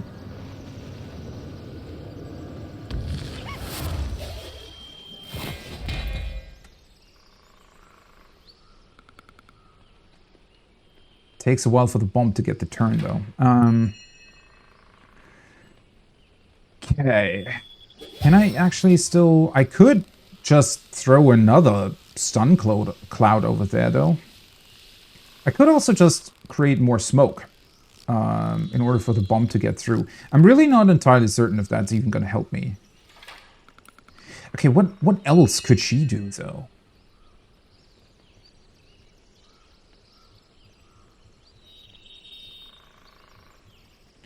I could target one of the wooden crates. I don't really think it's going to deal much damage, though. Wait, can I even... I can't target him with normal stuff, though. Probably not this one either, right? Yeah. Which also means no knockdown arrows or anything. Steam cloud. I could just create a steam cloud there. I don't know. This all... Kind of want to go with the orange juice, to be completely honest. I know she still has the heal on her, but... I mean, it does give her one more dexterity as well. Well, I can also just hit her, right? Just to be absolutely sure that she's gonna be dead.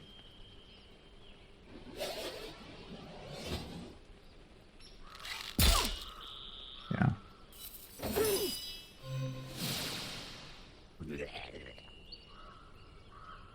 Okay, he's slowed again. That's a good thing.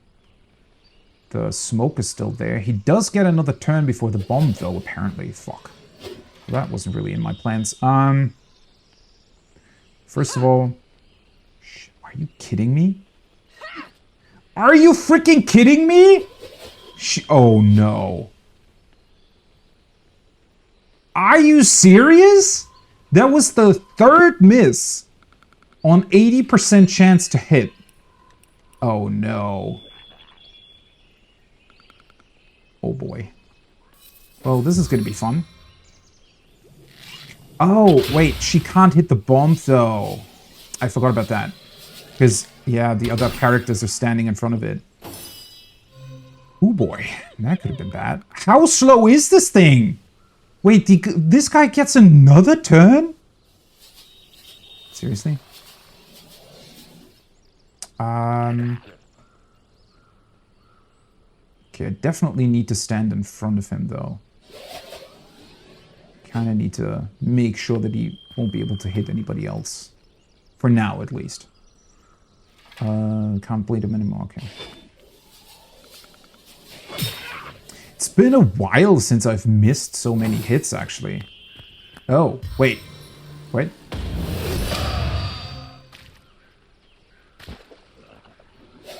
The fuck was that? He wasn't dead. I think I genuinely forgot about him. The hell did he even do? He did something for sure. Oh boy. Okay, well, if he had hit the bomb, that would have been suicide as well, but...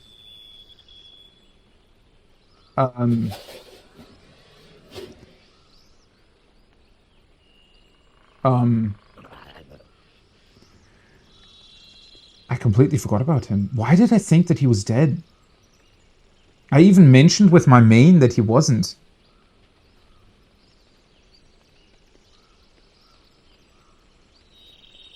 Oh shit.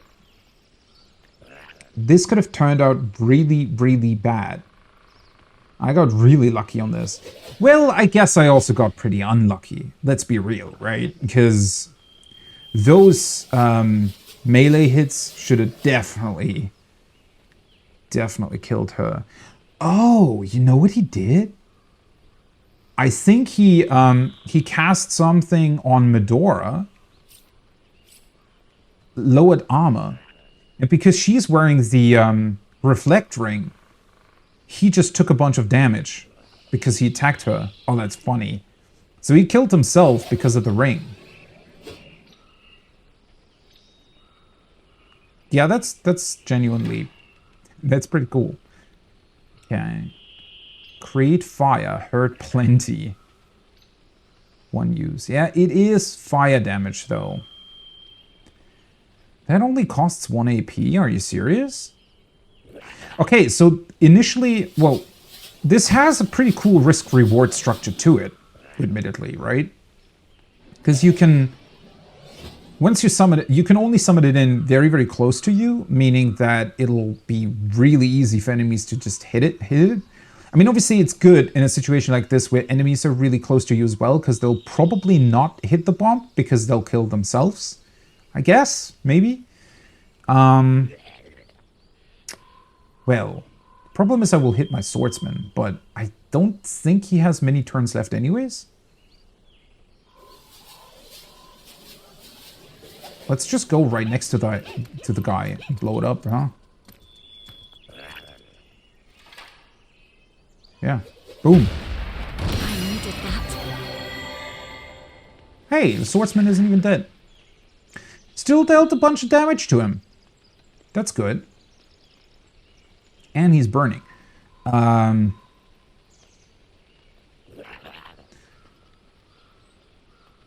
I wonder what that counts as.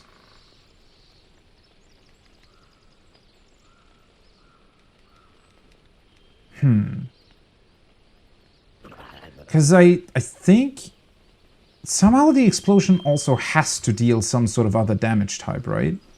Because with 90%, and well, now it's down to 70% because he's burning, but with 90% fire resistance, it shouldn't have dealt that much damage, I think. Okay, so I can't see him, so I can't really do anything with these kinds of spells. I feel like he might still be really, really strong once he actually gets a proper turn, though. Which I'm kind of afraid of, to be completely honest. Okay, so she's still around, but she should be dead. I swear to God, if she's missing 2 other hits from Medora or something.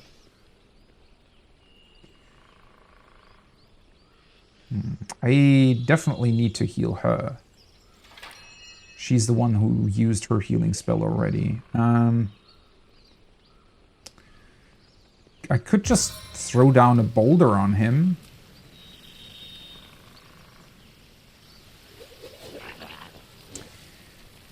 I might want to keep that for the future, though.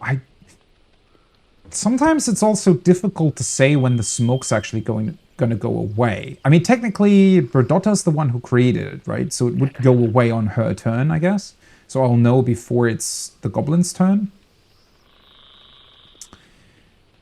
Do want to set that on... I mean, technically, Berdotta definitely can dish out the most damage against the goblin, I think.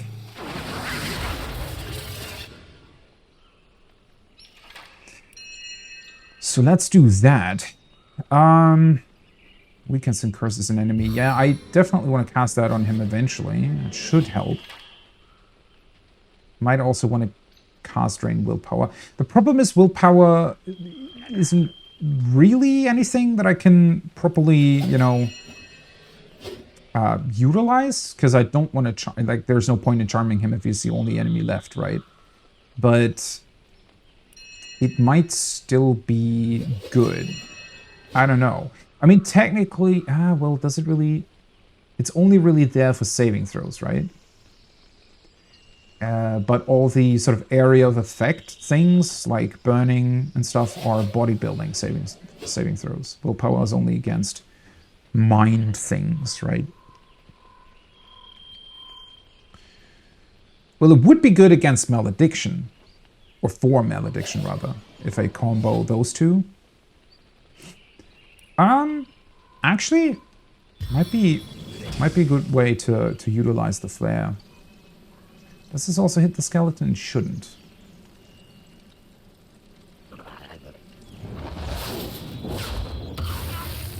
Well, might have not been the best use for that, but oh well. Okay, first of all, definitely heal her. She is still poisoned as well.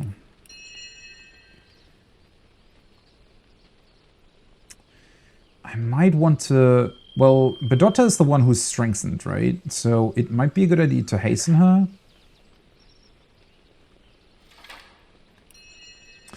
Technically, summoning in Nick is also a pretty good idea because he'll be able to provide sort of an additional shield for us, right? That this guy has to get through. And Nick can also at least somewhat hit with physical attacks. I could also just teleport this guy away. Well, currently I can't see him, but certainly eventually a good idea. Also, just straight up setting him on fire might not be the worst idea in the future. I don't know. Okay, well, if I'm summoning in Nick now, I'd have to summon him outside of the smoke, right? I mean, I guess I could do it, like, here somewhere. And then he can move into the smoke.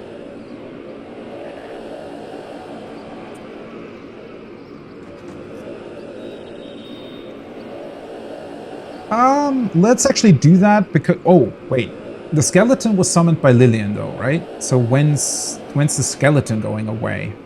Either in its own turn or in Lillian's next turn. Either way, it'll be after everybody else. I shouldn't forget about the fact that one of the Immaculates is still alive, but Medora also gets another turn before that. Yeah, let's summon in Nick. I think having a bunch of summons around is always not a bad idea because it'll create additional potential targets for your enemies and therefore can maybe, you know, help with your characters not being targeted specifically. I mean, I could throw something else at him. Containers are gone now, so definitely can't do that. Bleeding, crippled, and diseased. Cures poison. She's just slightly too far away for that.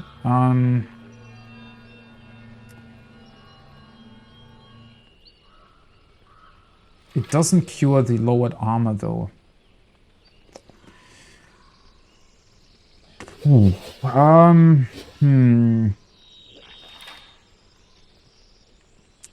I mean, I can certainly, you know, throw more... Oh, wait, this can still hit him? Ah, yeah, because I can also try to... Honestly, that's not a bad idea. Yeah, that was pretty powerful, actually. In comparison to to everything else, anyways. Lowers all of your target's primary stats. Yeah, this is a little bit... I don't know. So it can't see him, obviously, because of the smoke, but you can sort of target the ground next to him and still hit him. I think that's a bit of a... This definitely feels like an oversight. I don't think you're meant to be able to do this. I mean, you know, I think I mentioned this before, but in my mind, this just means, oh, you know, I still know where he was when I summoned, or when I created the smoke. So I'm just sort of trying to hit wherever he stood. He didn't move since then, right? So technically I should be able to hit him. And honestly, you should be able to just blindly fire through the smoke and have a chance of hitting the enemy, right? So I don't entirely agree with the fact that you just straight up can't see a target. I wish they would just let you target them anyways, but have a very low chance to hit if you're hitting through smoke or something. Because this is a little bit dumb. But let's try to do that. Nice. Oh boy. Oh, he tried to petrify. Cool. Well, the good thing is... Oh, he's not slowed anymore? Wait, how does it work? No, he is still slowed. All primary stats lowered. Oh boy, yeah, that... Thankfully that worked. That was really, really good. Holy shit. Did that... Oh, wait, I can't check the resistances right now. I should probably encourage, right? But I do need to make sure that I hit her first. I hate that I don't have anything that increases my hit chance. I could... Well, if I were to cast a skill... Yeah. It's a bit unfortunate because that means I don't have it for... Yeah, meant that I didn't have it for him.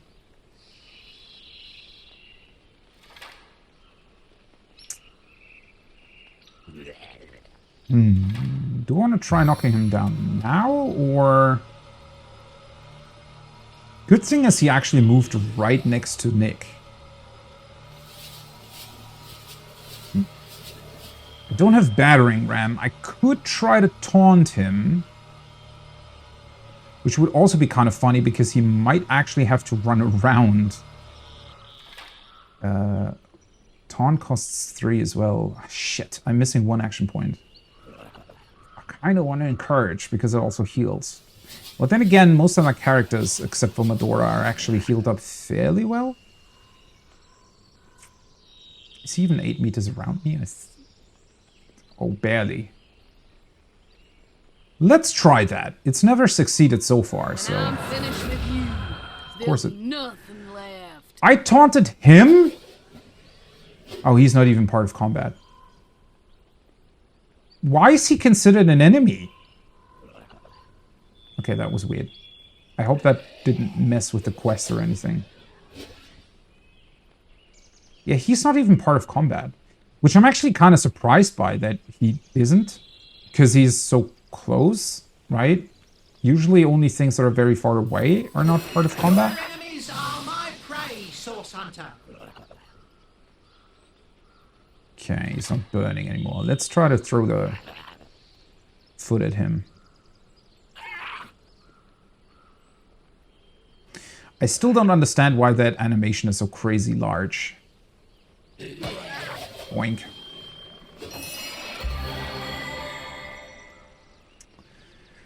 All right. Now this is going to be interesting.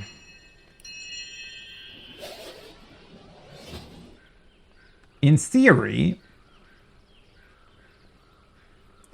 well, his stats are lowered somewhat. I don't necessarily want this to fail.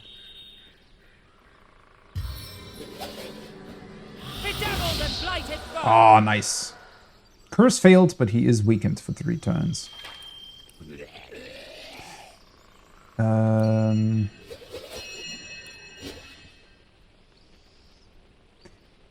I would kind of like to go with another summon. I could also do this. Resistance is lowered. That actually would give me an opportunity to potentially deal some decent damage.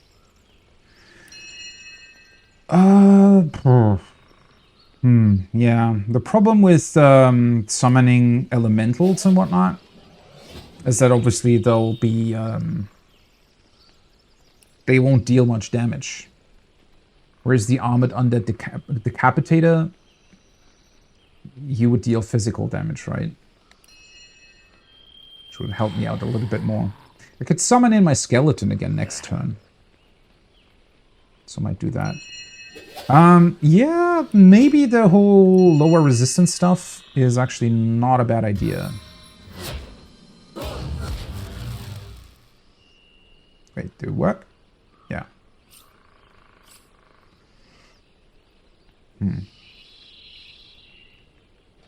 It only counts for elements, though, for some reason. I mean, a normal attack isn't really going to do much against him. But doing nothing? Also kind of bad. As long as he still has the primary stats lowered on him, I don't think it makes much sense to decrease his willpower further either. Blast boost chains to hit. Maybe I should actually put that on Medora. Berdotta still has her stance anyways. I do need to heal Medora though, but it's gonna be a while until those are back off cooldown.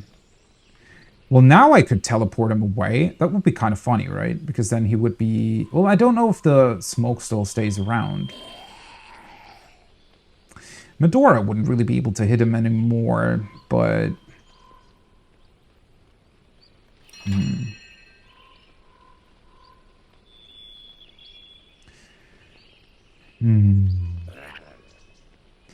I kind of really want to hasten Berdotta, because she does still have the Oath of Desecration on her, which should, in theory, deal quite a bit of damage to him. The problem is...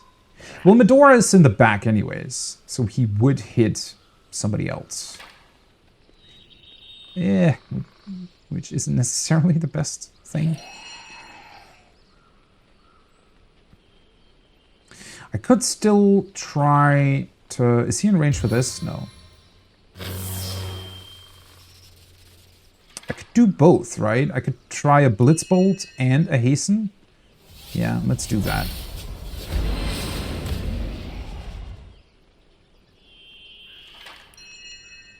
Blitzbolt. Vengeance from the skies! Oh, fuck's sake. Okay. Well, now the smoke's away, at least.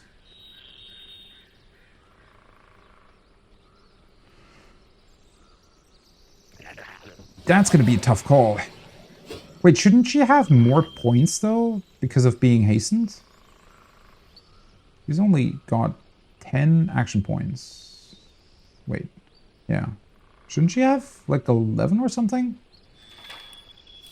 Oh, boy. I mean, I have 2 chances at knocking him down. This...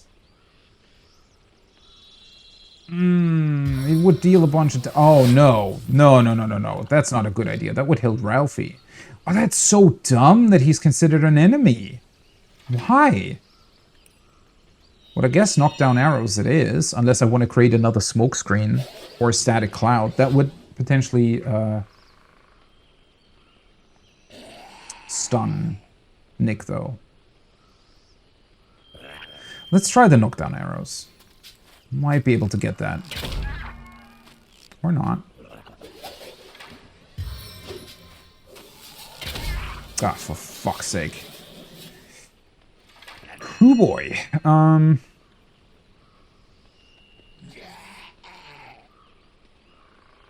Could still do that. She's just a tiny bit too far away. Granted target improved sight and plus 50 chance to hit with ranged weapons. That's only for ranged. Removes blinded. Farseer. Could cast that on myself, but I think keeping the points is actually worth it. Okay. Oh boy. Well, at least... Maybe I'm way more afraid of him than I should be, but at least... You know, because he has to... For some reason, he's permanently slowed, right? And the hastened already pretty much means that he'll have to use up all his action points in order to do that. I kind of want to go over to him to do a flurry, but... well, that's not going to work right now. Let's finally encourage... Because that's going to heal Medora as well. A little bit. And then she can try to knock him down again. Ah, for fuck's sake. How can he still resist that so much? Well, do I want to move up? It is technically still, what? Like 2 turns until Battering Ram comes back? 5-turn cooldown. Still in cooldown. Why doesn't it actually tell you? Well, it's a 5-turn cooldown. According to the symbol, it should be 2, but I wish it would actually tell you. Do I just want to move up to him? I mean, at this point, why not? Does that move her through fire or something? I don't think so. Yeah. Let's do that. Hey, buddy. What do you think, Source Hunter? Shall I start shredding from the top or the bottom? Bottom probably makes more sense. Oh, now he counts as being flanked as well. That's a good thing. Alright.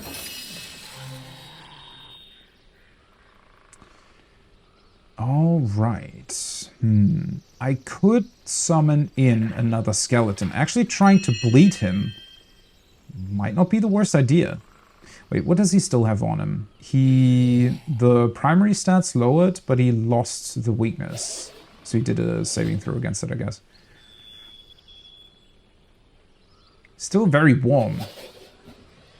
Well, he wouldn't actually be able to cast Hasten again. Yeah,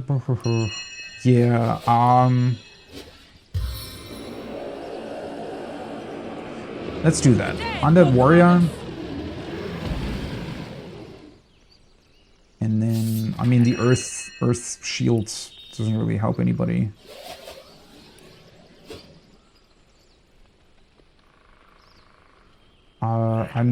Yeah, I might want to cast this next turn. We'll see. Let's just try to slow him down again.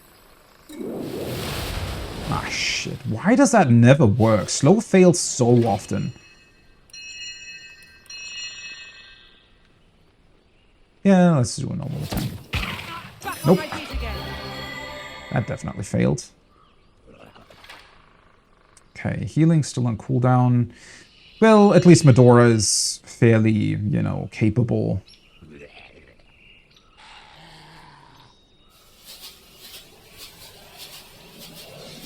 If I cast Flare, it should, in theory, burn him, right? It just won't deal a lot of damage.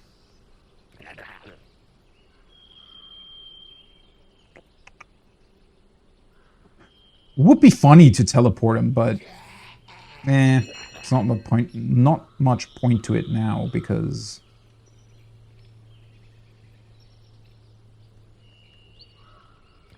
well, this doesn't have a saving throw, right? Burn for me. Nice. He's standing in blood. I mean, normal attacks probably don't do too much, but vitality boosted. I could cast this, to be completely honest, but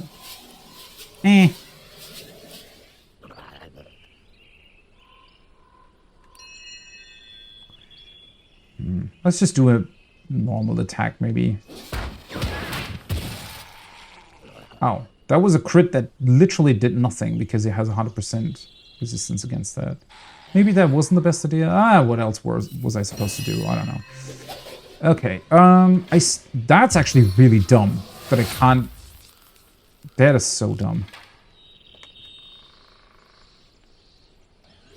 So I suppose I'll have to do like normal arrow attacks then. This is still on cooldown.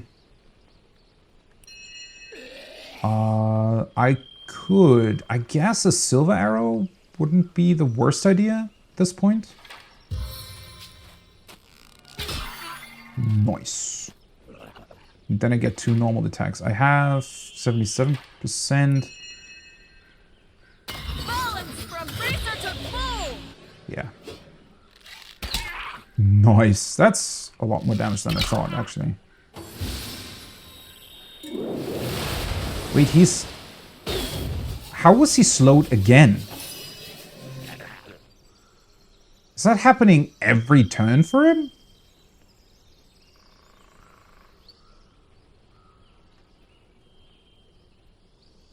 That almost makes this encounter too easy, I feel like. Now he's kind of done for, isn't he? Oh no, that... Why the fuck does that still hit? Oh well, I should have done the flurry. Whatever. 9,000 XP. Holy shit. You did it! Hero, friend, ally, and patron. You saved my hide 1,000 lashings, and for this I'll shout your praises. Yes, shout them! Why? Because I'm a free warlock! A free warlock. I like how your summons just die while this dialogue is going on. Friend, I can think of no other than you who deserves this precious piece of information. I'll now reveal the goblin's greatest weakness, the way to topple every last one of them. Better be a good secret. I mean, I don't mind killing all these guys. It is somewhat unfortunate that I also had to kill the Immaculates. It kind of would have been funny to keep them alive. Well, the reason... So the actual reason for why I thought it might be funny to keep them alive is because I thought that maybe she'll actually join me in battle, right? So even before I met the goblin, I thought, oh, well, if I'm going to meet, you know, whatever there is here, unless it's Immaculates, maybe they'll actually, maybe I can sort of drag them down with me by forcefully entering them into a fight, and they'll join me instead of fight against me, but apparently... Well, I mean, well, to be perfectly honest, this does make sense because they are in league with the goblins, right? So I essentially attacked one of theirs, an ally of them. And they probably also know him, right? He probably came through here a bunch of times already. So naturally, they were gonna, as soon as I attacked him, they were gonna attack me as well. I mean, I don't really care. You know. That's the way they wanted to die, then sure.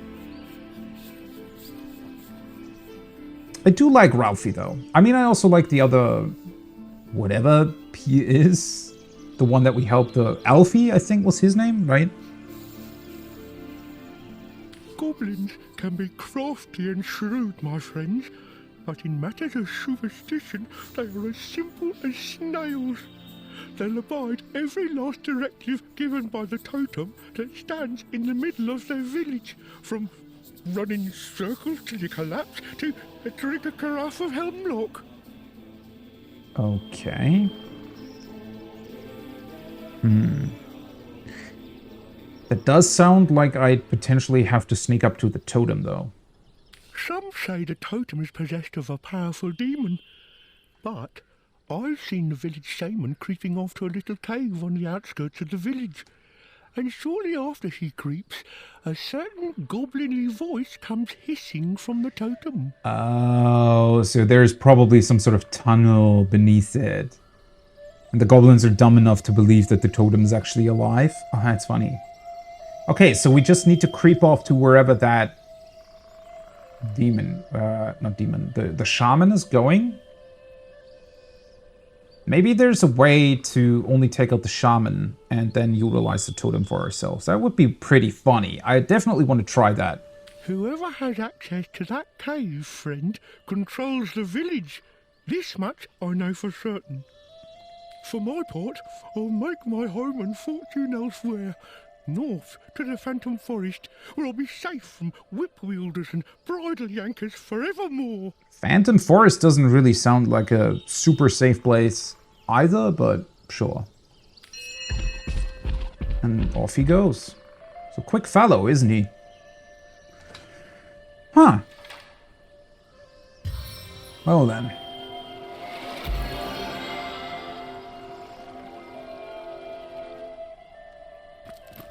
See what we got. A bunch of potions, some braces, a couple more arrows, even a charming arrow.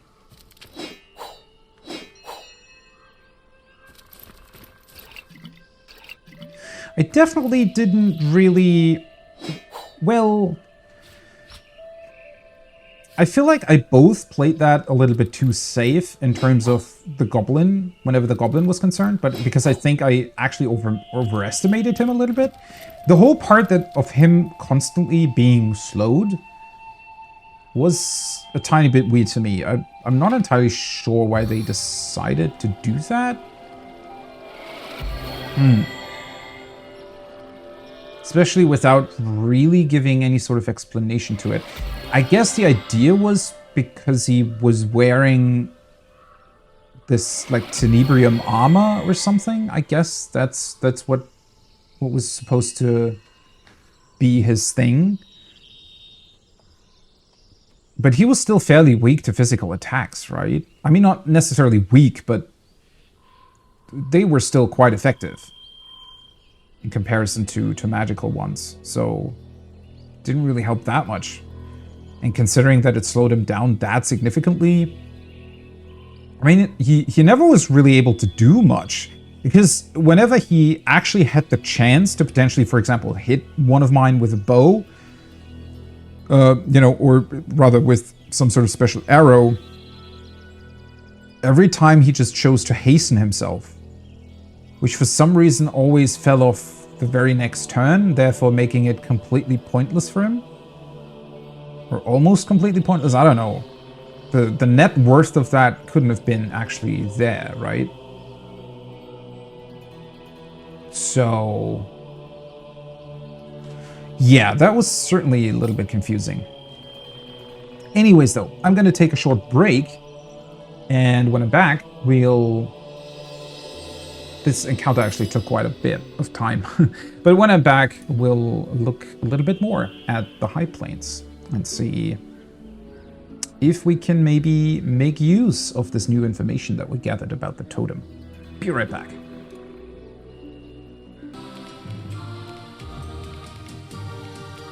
All right, back in action. Let's do this. I did already quick save, didn't I? Yeah. Little bit disappointed that. Well, I guess it's another one of those weird. Okay, so you can trade with him, right? And he has a couple of things on him.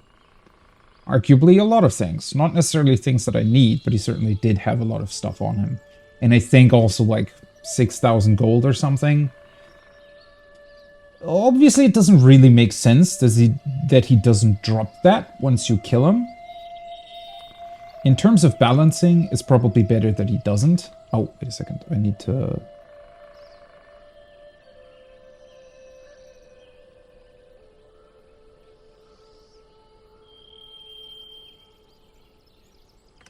Sorry about that. Set up my headset wrong slightly. Well, yeah, obviously he doesn't really... It would destroy the balance quite a bit if enemies always dropped everything that they technically had on them. But it also does show... I don't know. I'm just not a big fan of that. I think... Okay, so here's the thing, right? I feel like when you develop a game and you make sure, especially with RPGs that are sort of open in terms of, you know, letting you attack anybody you want, more or less, to a certain degree at least. I think even if your game doesn't necessarily try to be realistic, or even if, you know, the sort of inventory management and stuff isn't really entirely realistic, I think if you try to make sure that these types of things work in a realistic way, right? So meaning that you know a character has certain things on him, that means not only should you be able to pickpocket them for everything they have, but they should also drop everything if you kill them, right? And, well, if we have a situation like this, where a character has a lot of stuff on them, and you realize, well, if he were to drop everything, it would screw up the balance a lot, or you would get way too much for this one encounter. Maybe that particular character shouldn't carry that stuff in the first place, right? I think, you know, by making sure that the balance works in any sort of scenario, you automatically create a more balanced game overall. Instead of making these weird, I guess, what's the word for it? Not really shortcuts. In a way they are, right? But I don't know. Do you get what I'm saying? It's kind of hard to explain, but I think just if you think about it logically, and if you implement these things in a way where they do play out logically, those kinds of constraints in terms of game design always lead to better design, I feel like. Rather than making yourself sort of free of that and just saying, oh, sure, he's just not going to drop everything that he has in order to balance things out. I feel like, if... Obviously, it's also a kind of an argument of it may take more time, but then at the end of the day, it doesn't really. If you set out to make this realistic to begin with, right? So if everybody knows, all right, this is how our game works, and they won't really drop in anything else beyond that, or rather they will drop everything they have, then you automatically just design with that in mind, right? And I feel like it just, in general, leads to way more interesting stuff, because that'll automatically mean that enemies can't just wear super OP stuff, because if they die, they would drop that and would make the player super OP, right? So it sort of naturally balances out encounters. And I mean, it doesn't mean that enemies would be inherently weaker either, right? They could still have some inherent traits or other interesting things, and or what could also be very interesting is if they can handle stuff that you can't, right? So he specifically, for example, I think was wearing some sort of Tenebrium armor. I'm not skilled in Tenebrium, so I wouldn't even be able to take advantage of that, never mind even carry it around, right? I mean, considering that he was slowed, for example, they could have just made his armor incredibly heavy to the point where I may not even be able to pick it up in the first place without being over encumbered, right? So yeah, I feel like those, if you purposefully constrain yourself by saying, well, he has to drop everything and he has to be able to be pickpocketed for everything he has, then you automatically make a better design. Especially since, for example, I also think that it doesn't make any sense that he was carrying around 5,000 gold. Why would he, right? I mean, technically, I guess you could explain it away by saying, well, he just made some sort of really important trade or whatnot, but that is another inherent problem, and something that I don't get why that's not utilized more, because actually quite a few games do include money that traders own, right? So a trader will have a certain amount of money, and you can't really sell them more than the money they have, right? At some point, they'll just run out of money. Now, it's unrealistic that they'll just blindly buy everything from you in the first place. It kind of defeats the purpose of having multiple vendors in your game, I feel like. But then at the same time, they also just give them way too much money. There was a problem back in the day in Oblivion, for example. Well, Oblivion had also, I don't know, a weird implementation of that, where they just had a limit as to what they were giving you in terms of gold. So a certain trader might also might only give you 800 gold, but it was 800 gold per piece. So for some reason, you could still sell potentially 20 pieces of armor to them that were worth 800 gold each, but they would never give you more than 800 gold, which was a weird implementation. But you were still rich as fuck anyways by the end, right? Because it was not balanced well at all. And a lot of RPGs tend to have the system where traders do have a certain sort of money pool that they can spend. This game does as well, but for some reason that money pool just goes up when you level up, right? So suddenly the same trader will have 3 times the money available to them just because the character you play leveled up. Which doesn't make any sense at all, right? So limiting the money pool would, in general, make the game better, because then you'd also not be inclined to pick up everything you find, right? The only reason why I literally pick up everything I find is because I know I can sell it.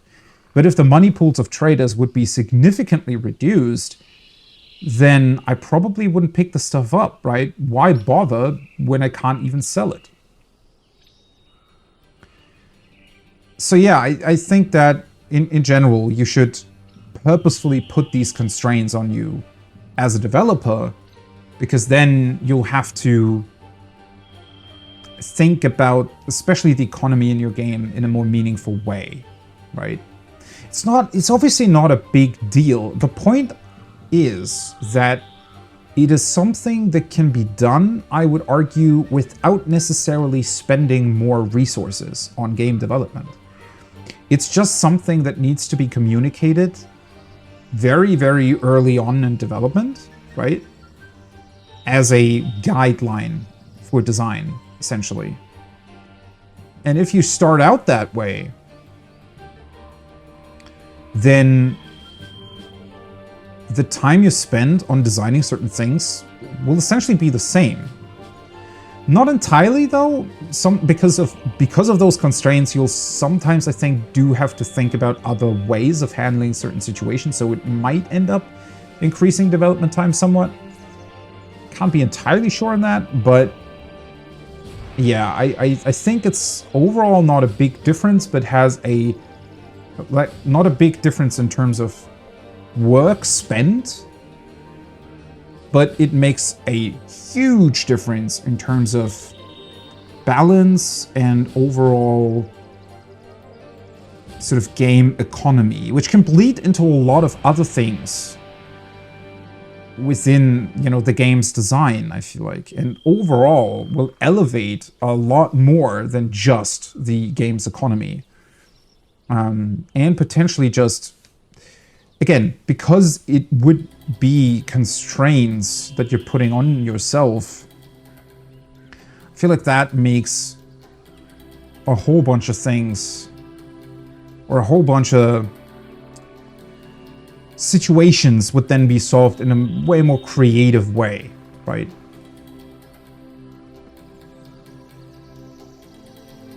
But it is a difficult topic for sure. Anyways, infiltrating the Immaculates. Summit said we can access the village by joining the Immaculates and passing their initial ritual. The Abbot Loic resides in Silver Glen. Alright, that was what we just learned from the Immaculates. An Immaculate running from the cult confirmed the Immaculates are up to no good. They want blood and lots of it. Yeah, we kind of already knew that. Nothing new in terms of this, though. So the totem doesn't necessarily seem to be a specific quest, then. Oh, right. I did want to look at my inventory, though. Anything interesting that I got? How the hell do I have 2 more charming arrows? Oh, that's pretty bad. That's one-handed anyways. Slow down arrow. Grim Sharp two-handed broadaxe of the Firebrand. +2 strength. Burning status. Is that better than what Medora currently has? Be kind of crazy, to be honest. Equipment. Might be slightly. That's a kind of a difficult decision. That's very, very close. I mean, this thing has a little bit more fire damage on it. Less slashing compared to the piercing damage she currently does. I feel like piercing damage in general, though, is the more desirable damage type, I feel like. Because most enemies have either crushing or slashing resistance. Maybe I'm misremembering that because the Goblin now had that, but I feel like piercing damage in general is not bad. I do like the +2 strength, and it would have double the chance of burning an enemy. Though, does that really come into play, considering how often I just throw fireballs on enemies to begin with? Then again, +1 speed, +1 willpower is also pretty good.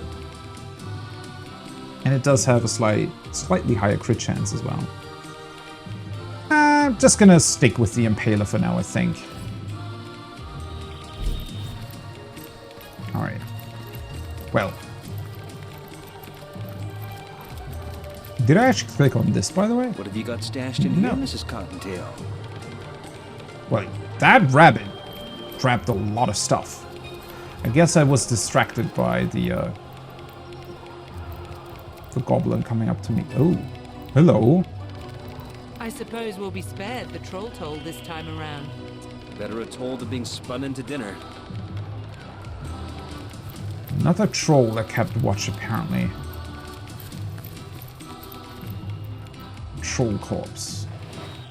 Hair. Ugh.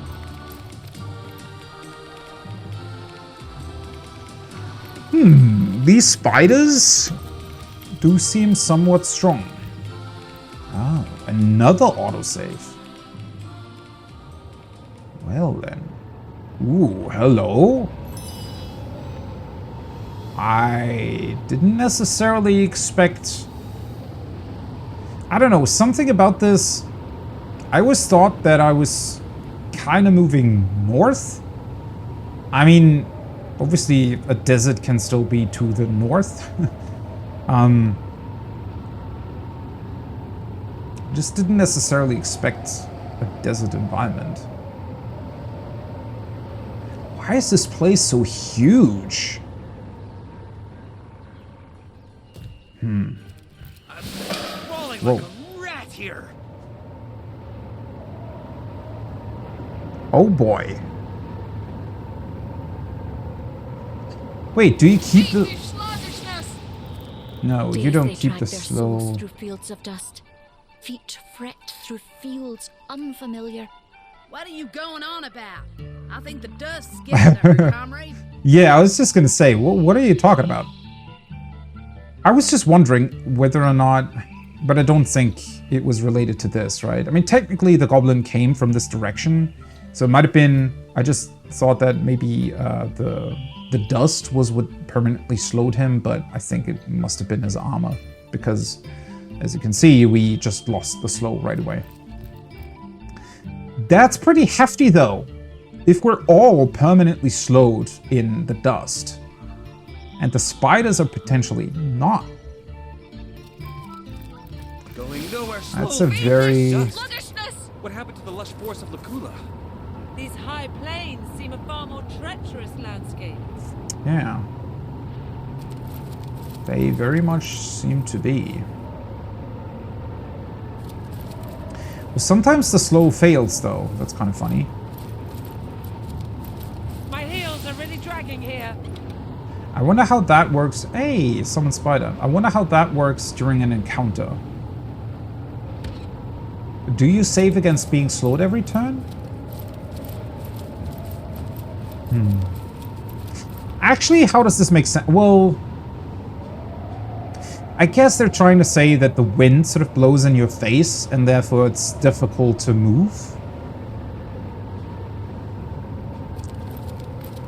Because in theory, wouldn't you maybe assume that dust mainly makes you blind or something? Okay, let's take a look at it. So in theory, we could sort of go to the right here. This does look sort of like the Goblin Village, right? I think I remember when I was down here, there was definitely somebody talking up here. It might have been that the totem was here as well. There is a teleport point. I think we might have to cross that bridge in order to get to the village. I don't know if there's any sort of other point up here. Question obviously being, what would we like to do within the desert? Unless the desert... Well, it might let us enter that cave. also have a lair of the mysterious wizard here still. That's Maradino, right? So I definitely wonder if I should go to the left. The one thing that I still find quite weird about the Silver Glen map, especially compared to the one in Cyseal, is just how far they force you to go for certain things, right? I don't necessarily mind that. I do kind of like how they've designed the maps in a way where they are quite compact, yet at the same time still feel like you have to travel a bit, right? Since getting to the mines, you know, since the bridges are destroyed, you can't just go this way. You'll actually have to go all the way back here and then all the way back. I do kind of like the idea behind that. But I feel like they maybe went a little bit too extreme in this particular case. I don't know.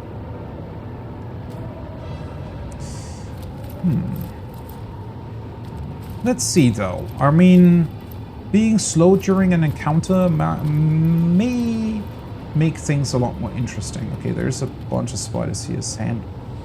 Oh, hello. Spider cult. No harm shall befall us, and no dream shall escape us, and thus we praise her. What the fuck's going on here? And no harm shall befall us, and no Sand dream hunters. shall escape us, and thus we And the praise spiders her. somehow... Are they... How are... What? Do they maybe exert some, I don't know, secrete or something that will potentially brainwash you or something? Because that would definitely be weird if those people entered some sort of spider cult on their own free will.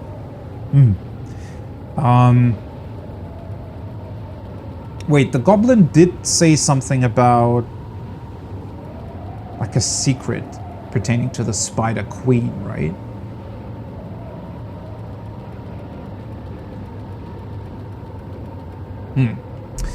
Let me just double check real quick on my weapons. Yeah, let's just repair real quick.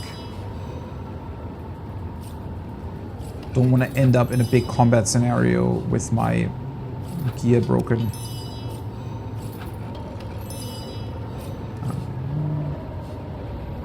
That's still fine, and this is actually unbreakable.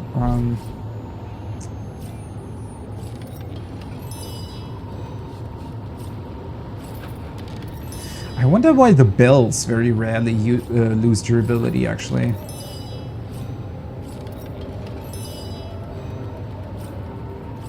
Guess they never really count as being hit or something?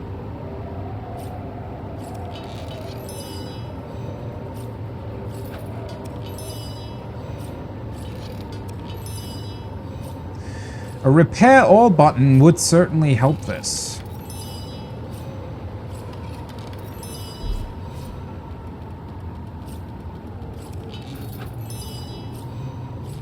How did that lose so much durability? What the hell? Well, I guess it's been a while since I actually repaired my normal gear. I did repair the weapons at some point, I think. Let's try to attack this. I'm really not too keen on dealing with whatever this thing has inside of it. Oh, wait. Okay. That actually enters turn-based combat. Interesting. Can it do something? Isn't it just an egg?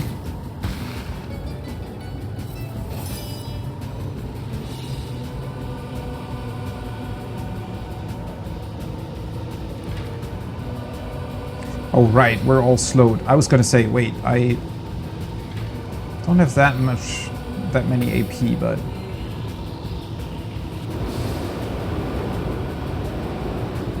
That animation is so crazy. It looks like a giant AoE, but it's not.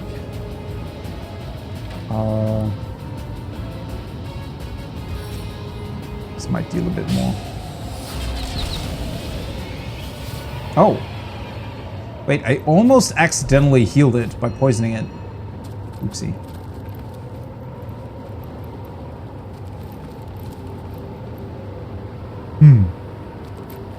That is quite interesting, though, that it counted it as being a turn-based encounter. I guess the egg could, in theory, have attacked me with something. But that was certainly strange.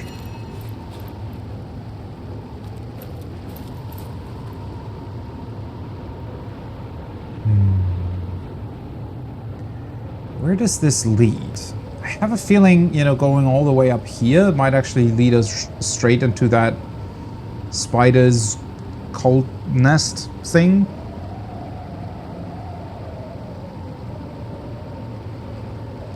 I mean, if it does, I don't know. What's that? I think there are hidden foes ahead. Are there? Oh, hello. What the hell is that? That's a cave entrance. I suspect that the spiders are probably here, huh? Bloated corpse.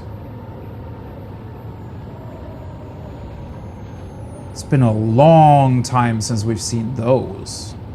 That was all the way at the beginning in Seal we had those. What the heck is this place? Is the corpse swaying in the wind? Ew. It looks both disturbing and funny.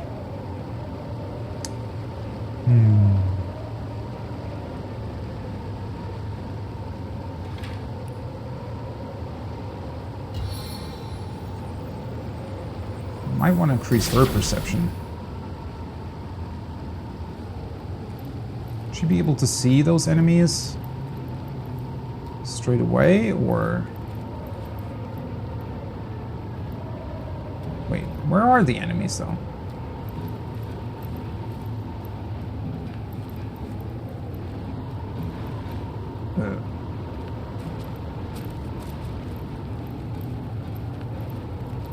Or was she talking about the bloated corpses?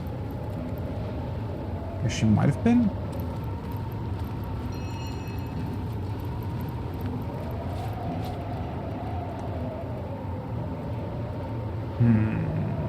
You wonder what the cave entrance is here for.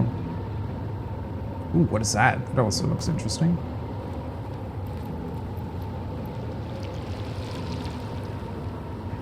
Are they just gonna blow up, or what exactly will...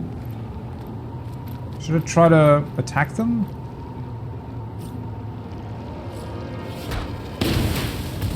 Yeah, okay.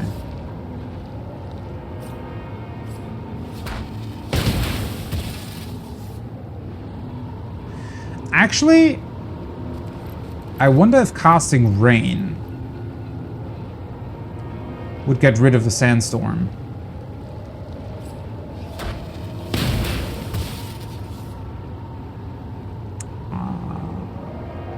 Now I think it would have been a better idea to examine them.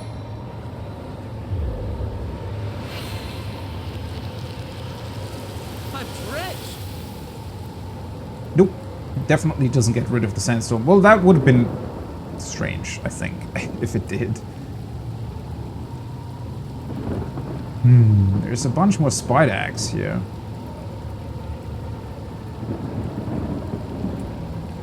No idea what the bloated corpses are doing here, though. This almost looks like another cave entrance. I feel like we're straight up walking into the nest of the spiders here. I wonder if I should go down and try to talk to those other weird guys. You know, the ones that seem to be following some sort of cult. I wonder if they'll talk to me.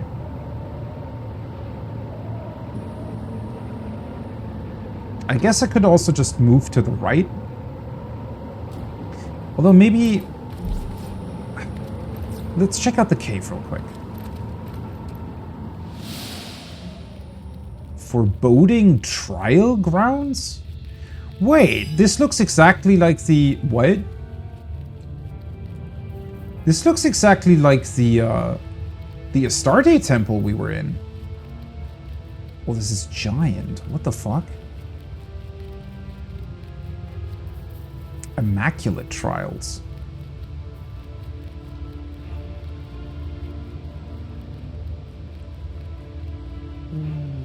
What? I feel like I accidentally walked into a place I'm not supposed to be in yet.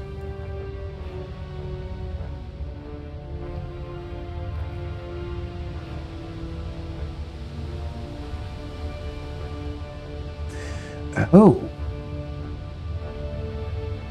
You know what? Maybe if you try to join the Immaculate Order, maybe they'll send you here. I mean, it would make sense with the naming scheme, right? Maybe they'll send you here and tell you, you know, go through this cave. And if you're successful, you're allowed to join our order.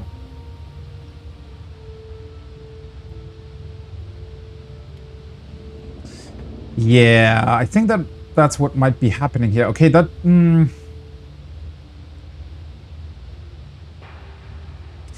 that actually explains... Well, does it explain... Well, it explains why it's here.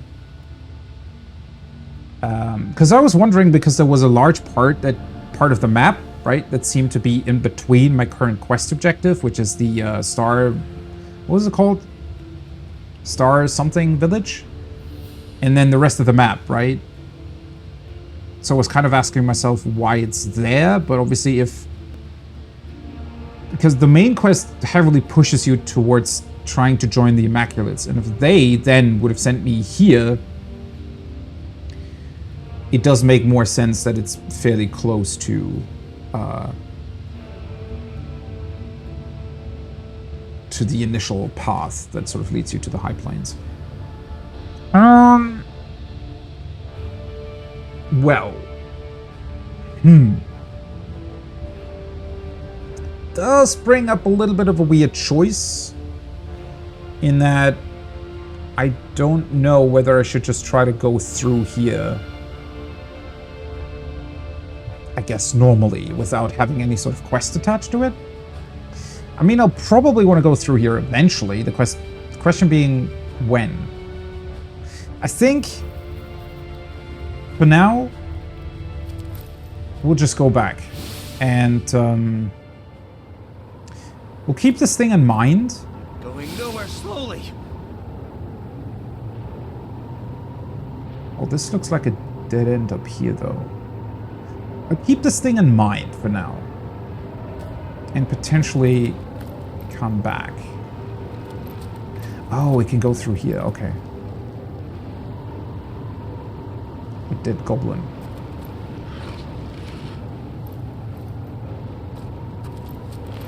How the hell are we even able to open that?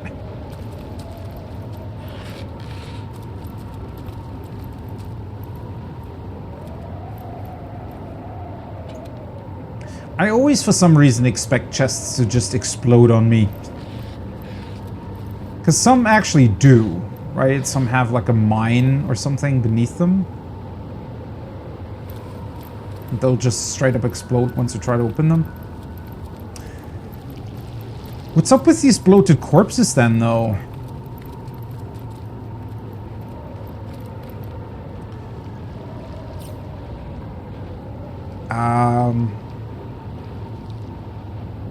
Oh, hello. That unveiled a bunch of the map. What is going on here? What is this even? Holy shit, there is so much! Why is this place so much bigger than I thought it would be? And then with these awkwardly cut off edges sometimes?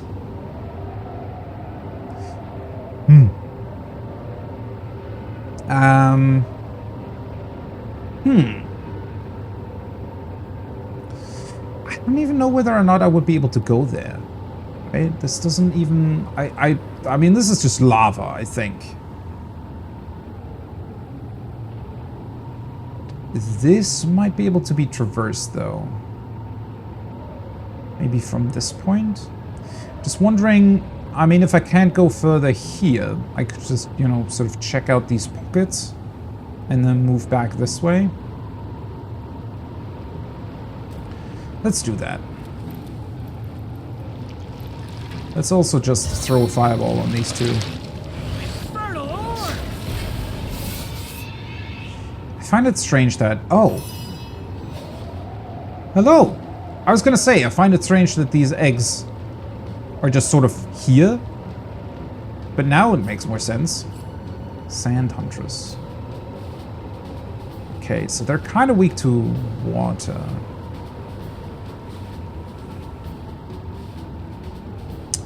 Well, considering that they're spiders, I guess that makes sense.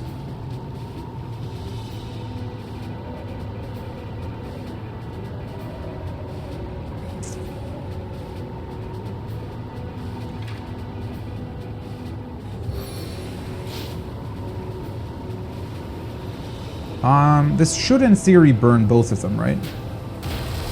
Yeah. I mean, the burn failed, but other than that...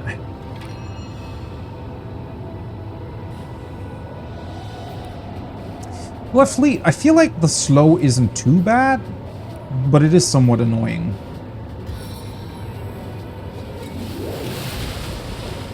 Okay.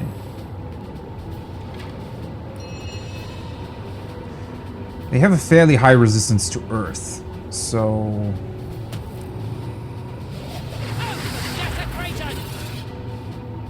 Not gonna attack her with her normal thing. I mean, it's only 3 of them. This shouldn't be super difficult, to be honest.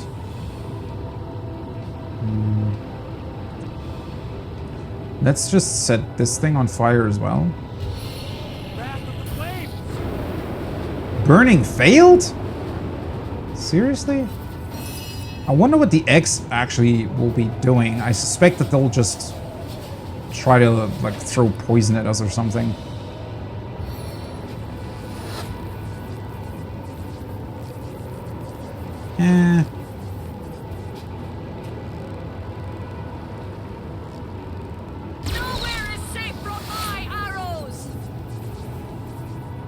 Oh shit, I poisoned them. Well, that wasn't really my intention.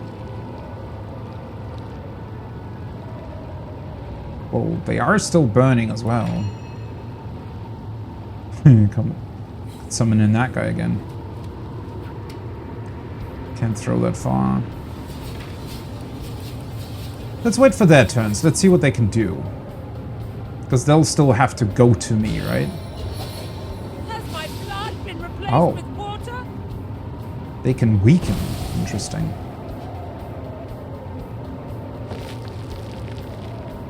Okay. And they apparently can teleport? And then don't know what to do? Holy shit. Okay.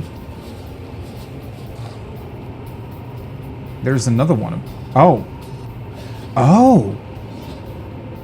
Wait. What? So, what exactly is that attack doing? So they can teleport to a place, but then they'll also be transported back? And funnily enough, I don't think the eggs are actually doing anything. Okay, I definitely need to heal Lillian. Weakened, poisoned, and burning. Nice.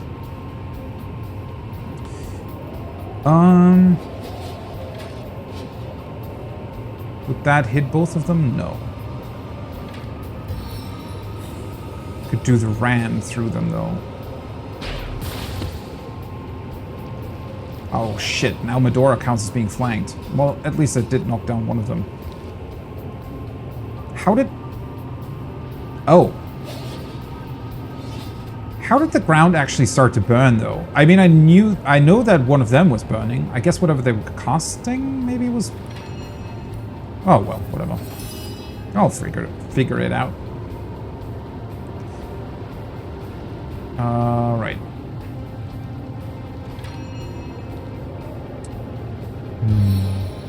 I mean, technically, she would probably take a bunch of damage now that she's being knocked down.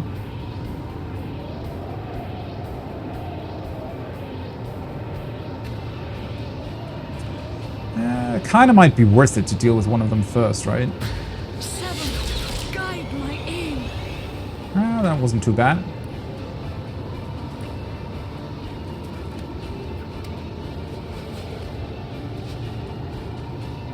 I mean, Medora's already burning.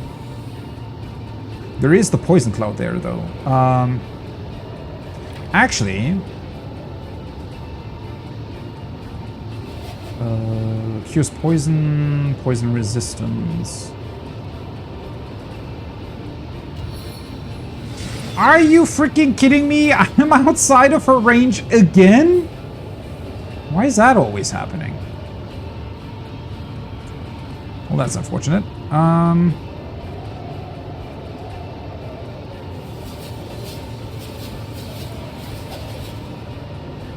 I just want to try that?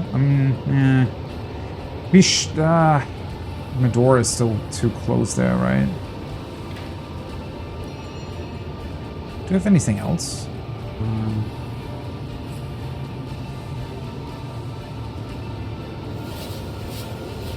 I have nail bombs.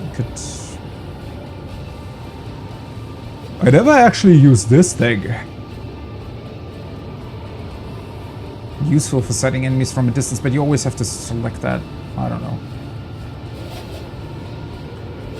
Just feels kind of annoying to use. She actually does have a regeneration scroll, but that costs 4 AP, right?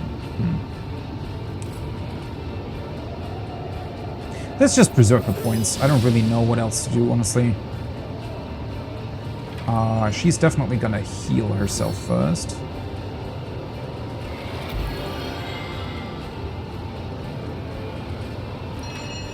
And I guess that's it.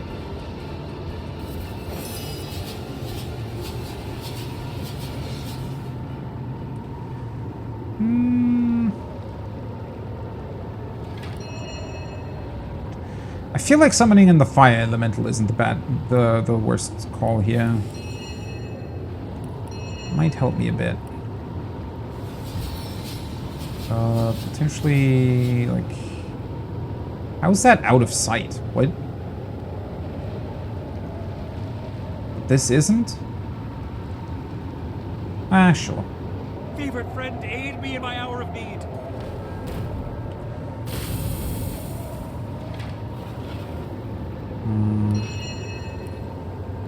Okay.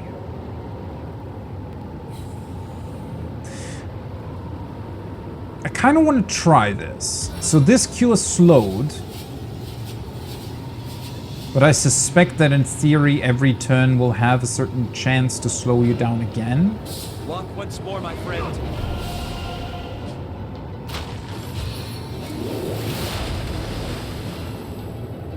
Oh. The eggs actually hatch.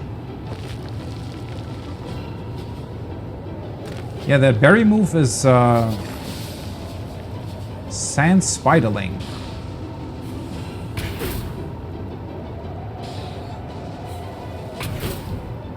Nice.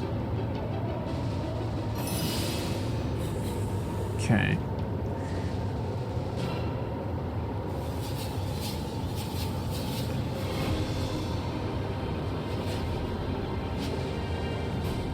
Just need to make sure that... Problem is I can't cast self-immolation because everything's too close. I mean, I could cast it back here.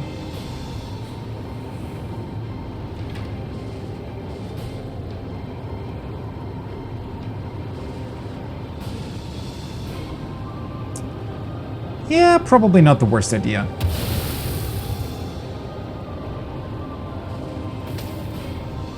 Nice.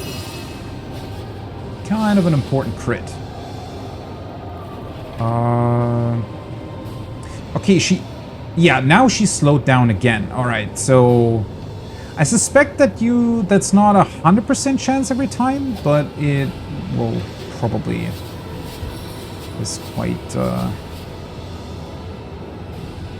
Yeah, let's do this. Lost focus. At least that's one of them dealt with.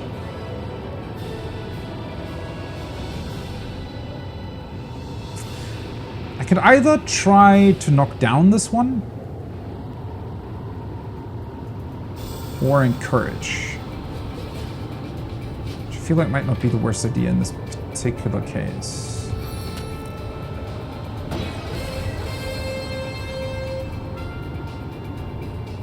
Wait, the Sand Huntress is now slowed down as well, though.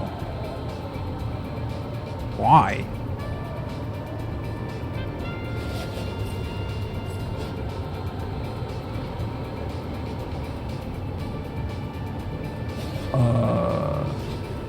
I guess they just have a way higher resistance to being slowed, but can still be slowed.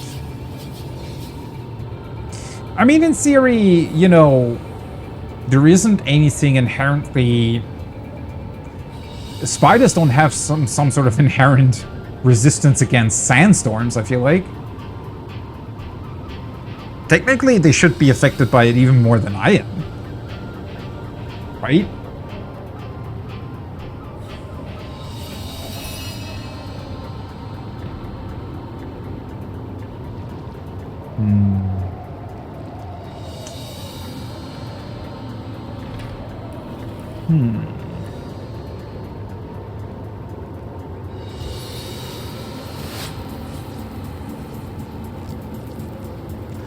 Well, 2 normal arrows actually might be dealing more damage.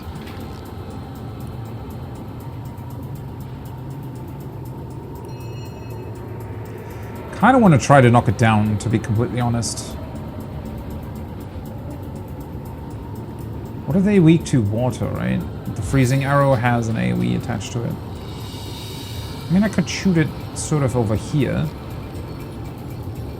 Time to throw cold water on nice. Certainly deals damage. Let's try that again. Maybe I'll get lucky. Nope. But the damage was good. Oh boy. She is still, like, kind of hanging low there. Actually, so she hasn't summoned in anything, right? An ice elemental might be a pretty good call here. They're truly weak to that stuff. I was gonna maybe fortify Medora, but I could also do freezing touch.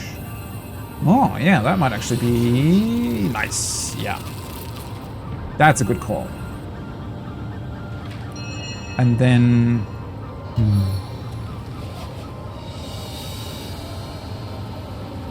Might just throw the boulder over here. And it creates a little bit more fire. Also a little bit more smoke. Undead warrior. I mean, the more other stuff there is, as always, the more I can't be hit, right? I was gonna maybe fortify Medora, but I don't think that's entirely necessary. Yeah, let's do that.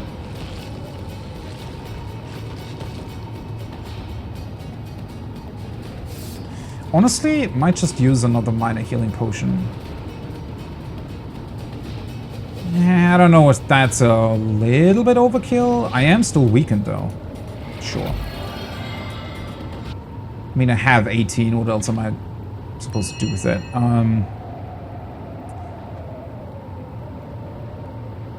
Don't know if Medora really needs healing. I mean, she is poisoned. Sure. Let's just play it safe. I mean, in theory, the other egg can still hatch as well. What is happening to the sound? This is not the first time that the game had trouble with sound all of a sudden. Oh, this is really eerie. There is still some sound. Well, might just reload after the encounter then, right?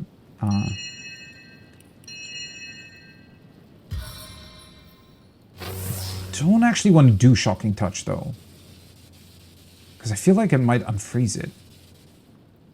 Let's conserve the action points. Self-emulation... Well, like, yeah, I could... How many AP is that? 3, right? Or rather, this is 4. So if I only use 3 to move... Could also just kind of... the other one is still burning as well.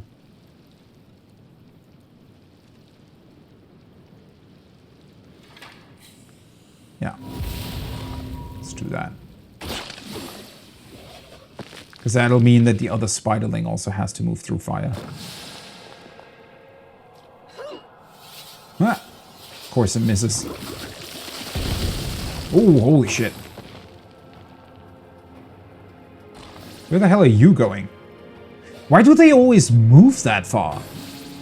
I feel like they are always trying to move sort of out of the fire or something. But by doing that, they'll completely... I don't know. They always move in very, very weird ways. Hey, seriously. This attack that this guy has is pretty cool.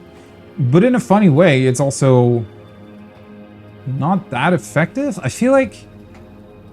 it probably needs action points as well, right? So it always just has one other attack that it can actually do once it's tunneled itself through. Well, anyways, let's try to bleed this one. Boink.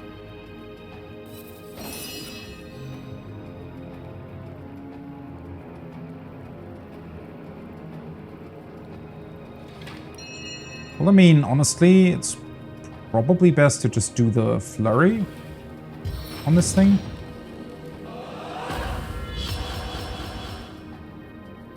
Yeah, wasn't too bad.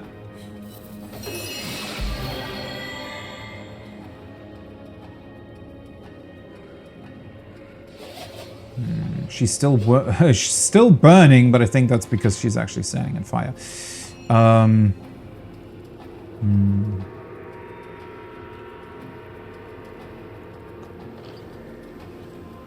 I still really dislike that this costs 7 AP. I feel like its damage is way too low for that.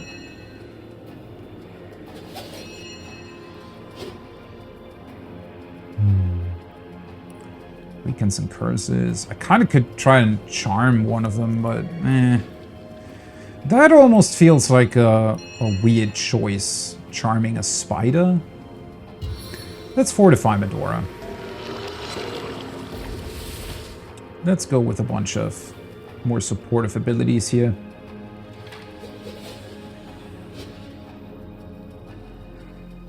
I wish there was a way to get rid of the sandstorm, even if it cost like a lot of points or something.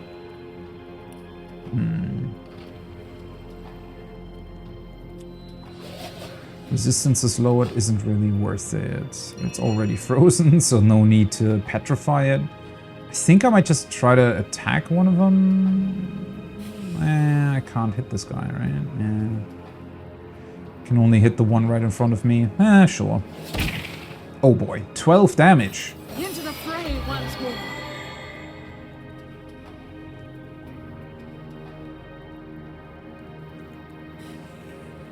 Well, there is a bunch of blood around now. My normal attack might just stun everybody again.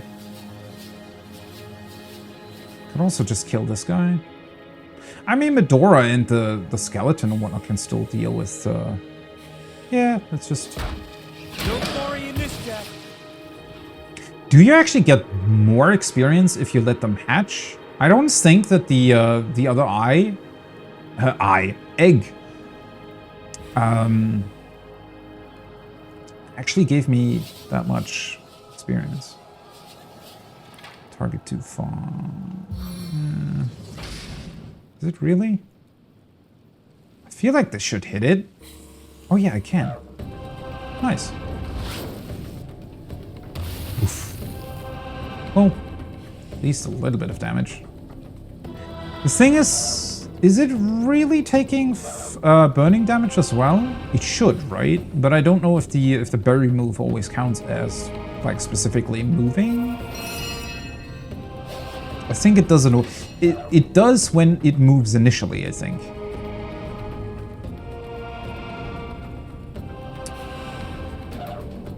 Oh yeah, this should be pretty effective, right? Yeah. Ah, now it shows a normal attack. Yeah, normal attacks are certainly effective.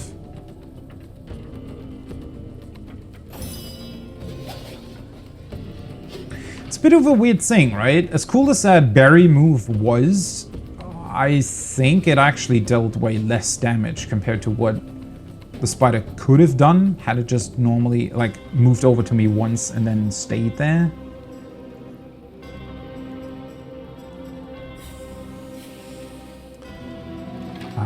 When did I use the ram? Oh yeah, I used it initially to break through the 2 spiders. Well, do I just want to throw a nail bomb over here? Might as well, huh? Because, I mean... do I want to move? I can also... oh, wait, the knockdown... I always forget that the knockdown is a ranged move. How the hell did it get poisoned? I guess it can just sometimes on hit release poison. I guess the poison cloud dissipated because of the fire and then it still got poisoned, which healed it. Some of these interactions are certainly strange.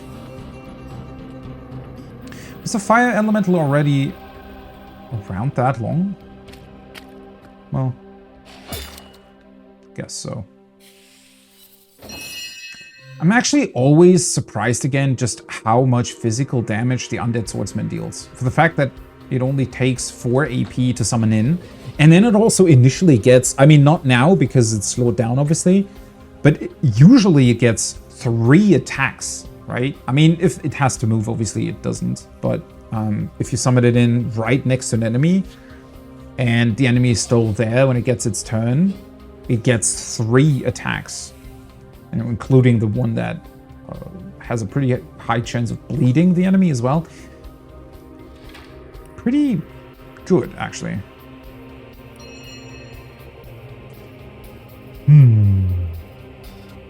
Just create more oil here.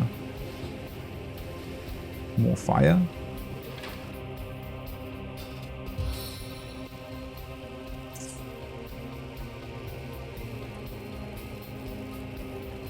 This would actually be kind of funny.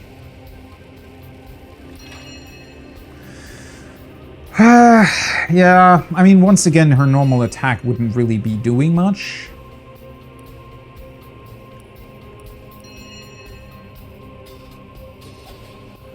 This can kind of get rid of the fire surface, right? Ah, well, whatever. Boink. Now it's frozen.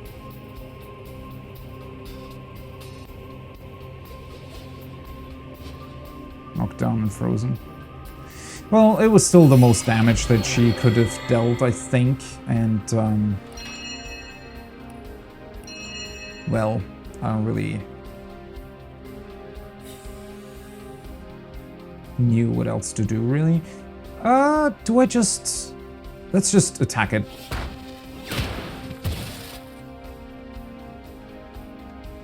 I feel like that's less than... let's do this then. Should deal more. Yeah. That was definitely more effective. Poor thing is blinded now as well.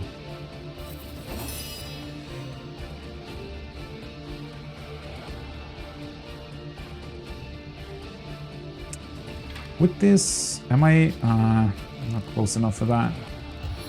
That would probably hit both, but let's just do a normal attack. Alright. That one is done for, and maybe the swordsman... Why does... what?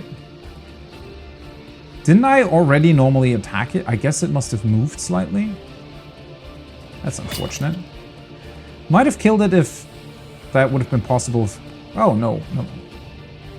What? Sometimes it says 5 and sometimes it says 4. What is happening? It said 5 AP to attack, but actually only consumed 4. For some reason. Oh, well, that's not what I'm... Anyways. Where the hell are you going? Poor little spider's trying to run away. But then it always comes back. I don't know. They must have...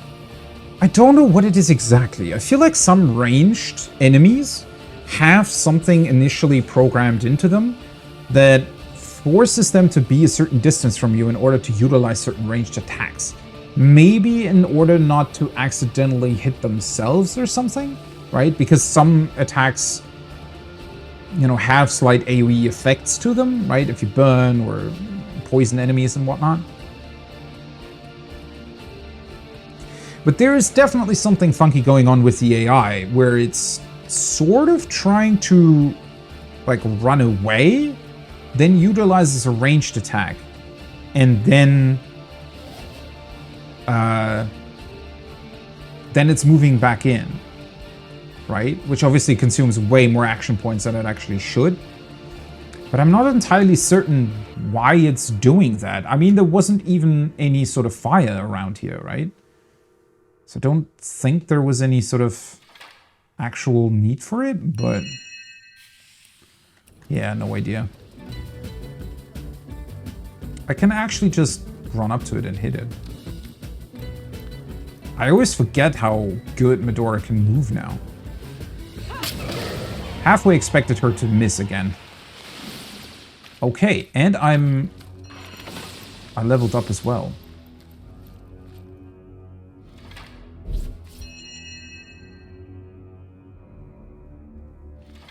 I did not know that I was already quite so close to a level up.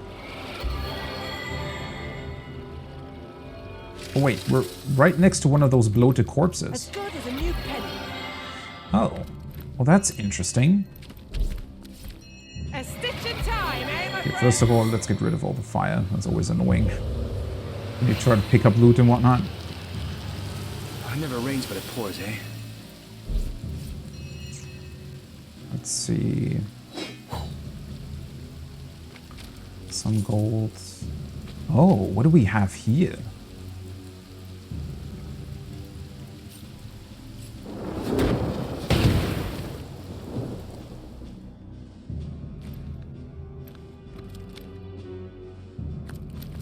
No other loot, eh?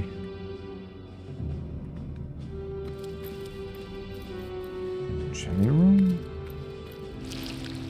Oh, oopsie. That's my skeleton. I thought for some reason, you know, from further away, it looked like some sort of campsite. You know, with a couple bags and scrolls and books or something. But it's my skeleton, oopsie. Completely overlooked that. Well, level up, you say. We get a talent point. A lot of ability points, because I still had some from my last level up. Okay, I'm Pyrokinetic 4. I think I should probably get Arrow Surge to 4 as well, right? Because that'll allow me to get a Master Spell in it as well. I'm not entirely sure if I've already looked at a Master Spell for Arrow Surge, but...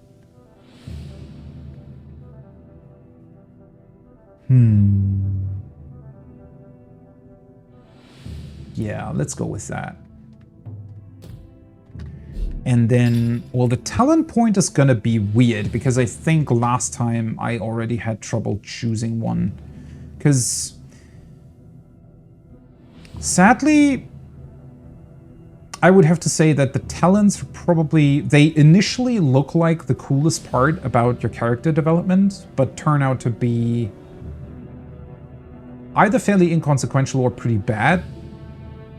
I mean, Pet Pal, for example, is crazy, right? In terms of the opportunities that it opens up when you're able to talk to pets. I mean, arguably, there's only really been, I think, one quest where talking to a pet specifically did something very significant to the progress of the quest. But in general, being able to talk to animals does Well, no, that's actually not true, because the rabbit, for example, in Hyberheim also had a really, really important detail to share. One that I didn't actually was able, I wasn't actually able to take advantage of it, but nevertheless was pretty cool to know. And the rats do give a lot of hints as to how to deal with enemies or what to look out for, right?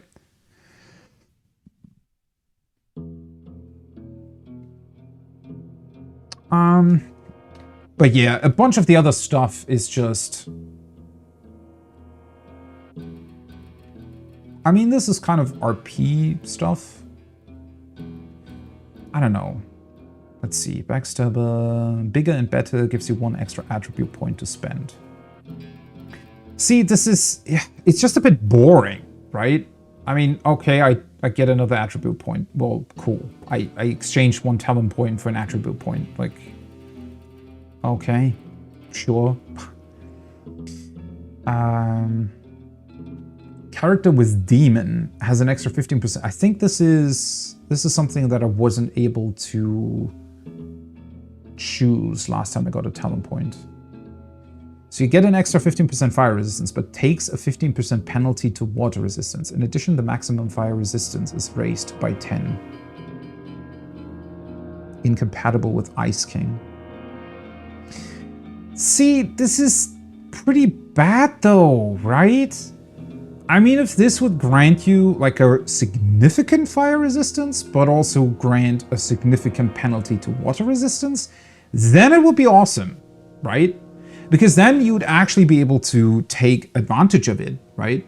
Because if let's say this would be 80-80, right? So you gain 80% fire resistance, but you lose 80% water resistance. Obviously, it would be fairly crazy in terms of enemies that actually do deal water damage because you're, well, very, very weak to it.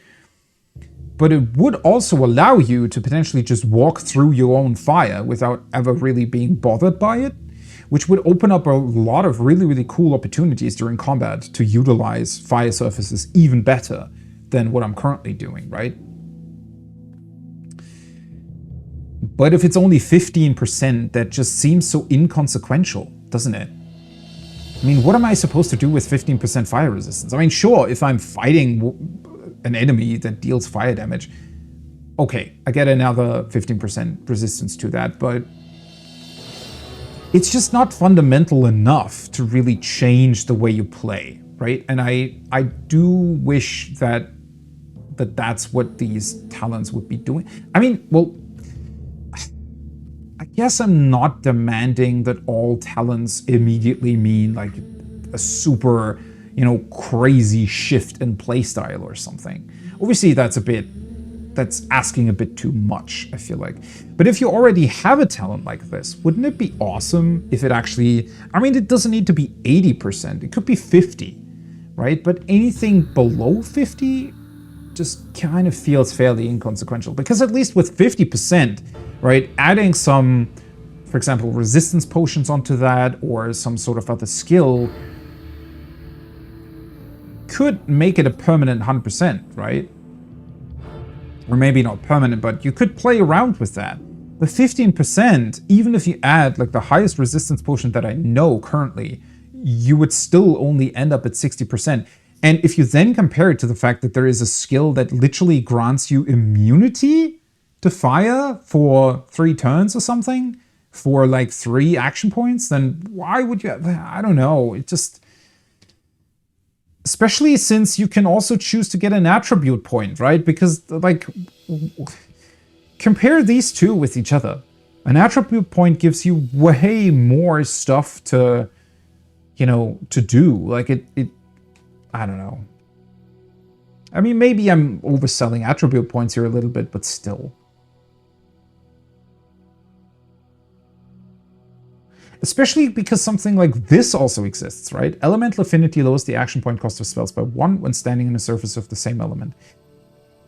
This would be a really, really cool combination if I could actually permanently stand in fire. But I can't. I could choose this and it'll be almost inconsequential to this one. It would be pretty funny. I feel like it would be really, really cool if that's a thing that you could do, just stand and fire the entire time without being bothered by it. And not only would the enemies have a hard time hitting you, I mean, they already have, considering how many things we can do. It's very rare that my main characters even get hit, right?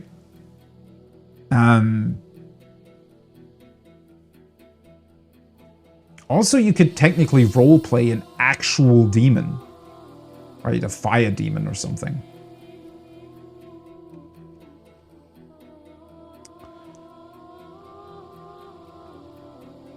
This is still crazy to me. This is a 4 extra recovery action points, but your total vitality is decreased by 50%. See, this is exactly what I'm asking of this skill as well, because this seems kind of crazy to me.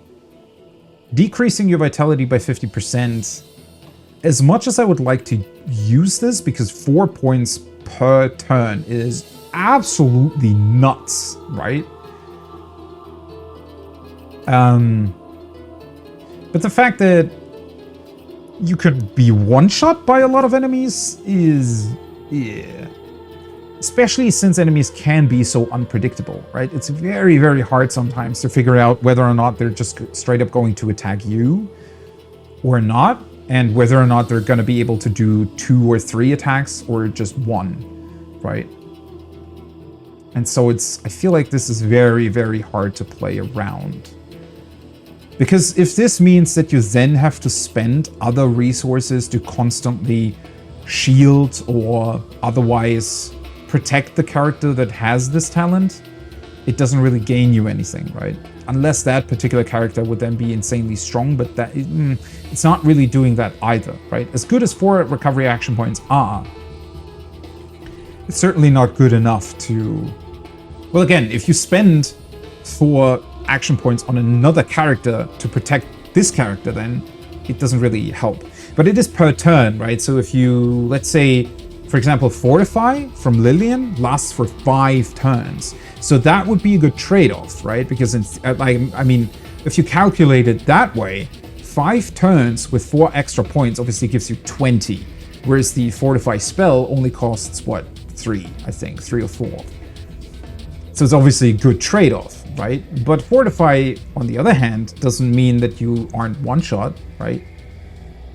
It gives you a little bit more resistance and stuff, but not enough to offset the loss of 50% of your vitality.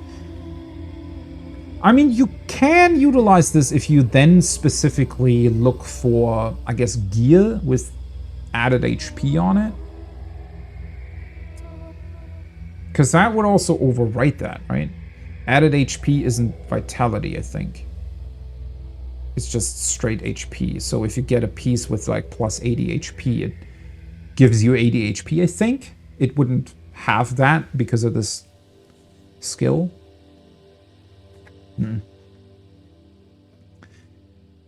But then again, at least in my case now, I've already invested so much in speed that this is almost overkill, honestly. I don't even have enough maximum action points available to me to make use of this, I think. Wait, I can actually take a look at that, right? Okay, well, I'm currently slowed, but I think my max action points currently is 15. Yeah. Well, okay, so my turn action points are -2, so they're usually from speed +6. That's so crazy. Yeah, they're usually 10, right? And I have 15 max. That's cutting it mighty close. I would get 14 that way per turn, which sounds absolutely ridiculous. And, well, the problem with that is obviously I would have to always spend them to fully utilize that, right? So whenever I can, and the problem is a lot of spells cost at least 3 action points. So whenever I end up with 2 in any given round, I would waste 1, right? So the glass cannon ability in my particular case here would only make sense if I also increased my constitution alongside it at some point.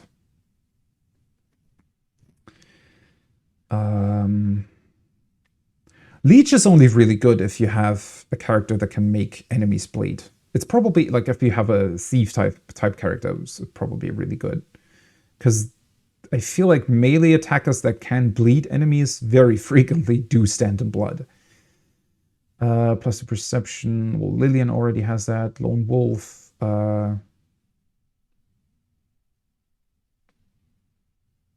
no longer have a companion.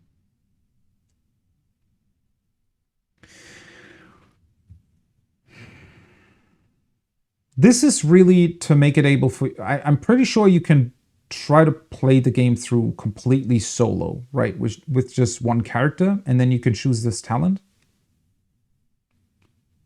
Definitely an interesting potential challenge run, though at the same time it also makes it a lot more boring, I feel like. I don't know. Magician gives you 1 extra use of a 1 skill. Oh yeah, that's really, really bad. That's also really bad. That's also really bad. 2 bonus points in charisma, but you lose a point in intelligence. Well, that's pretty bad for a sorcerer. Bonus point in blacksmithing and crafting. Stench. Doesn't Perdotta actually have this? Melee opponents find you less attractive in combat? I completely forgot about that. I think she does. Huh. Maybe that's why they sometimes move so weirdly. Reduces duration of statuses that have a bodybuilding saving throw by 1 turn. It's not bad, but I usually just heal through that. There isn't really that much, or isn't really that great to have that, I think. 10 action points on your vitality. Yeah, I don't really want to have that.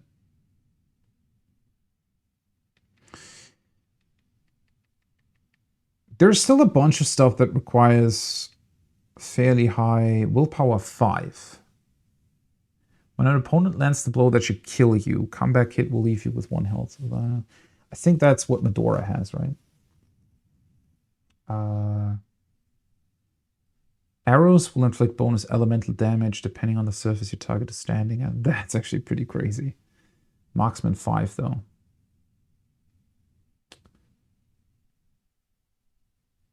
Scoundrel 5, okay.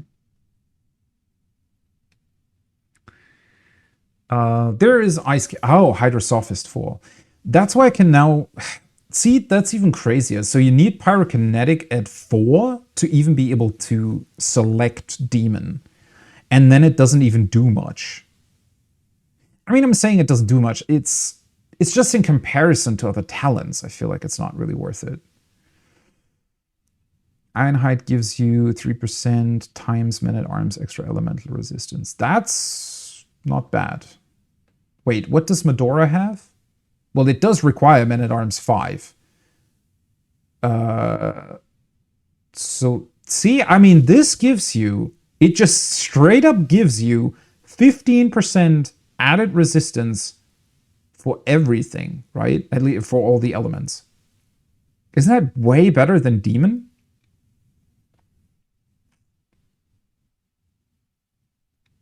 Immune to stun. Well...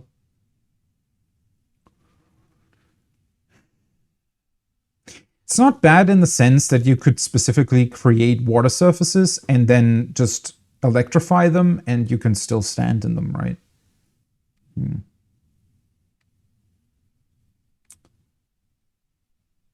Extra vitality, but it requires Men-at-Arms. Your grenade throws will never miss again. This is probably really, really helpful as a scoundrel. Because grenades in general are actually fairly good. I mean, they're kind of functioning like AoE arrows, although some arrows are also AoE, but grenades, in terms of their effects, can be pretty good, but obviously, usually your characters are horrible at throwing them. Like, actually laughably bad. But yeah, as a scoundrel with this talent...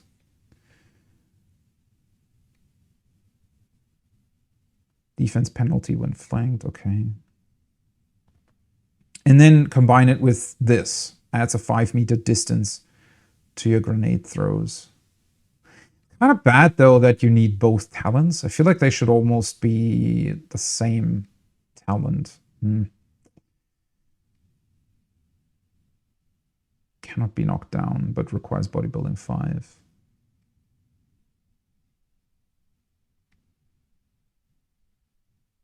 Immunity to muted. Why do I not have willpower 5, by the way? Oh, because oh, yeah. I never put points into it, I guess. Immune to environmental effects. So, for example, this sandstorm wouldn't stun us, right? You know what? As much as it pains me, but I honestly think that bigger and better is probably the best way to... Well, I mean, arguably, since I'm already so overpowered, I could just go with Demon, for example, just for the RP. But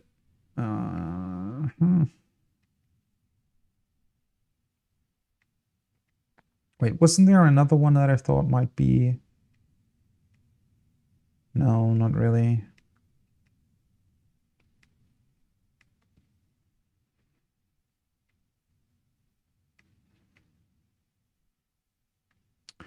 Thing is, I don't really need an attribute point either. My speed's already kind of crazy high. I don't necessarily feel like I really need Constitution. Intelligence is already really good.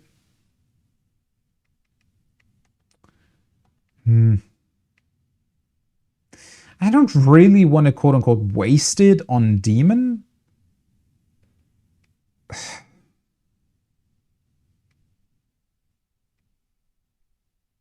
It's actually a tough call. It's so weird that the game's fucking audio bugged out. I hate how bad this is.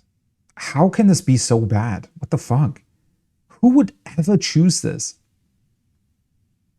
One skills are pretty bad in general because they just require more AP typically.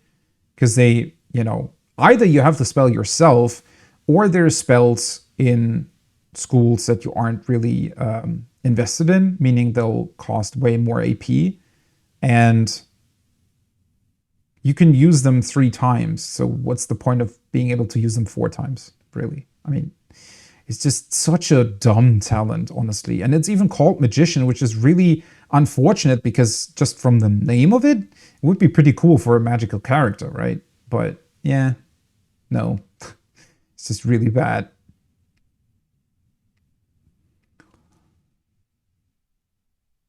Reduces the duration of statuses out of body movement.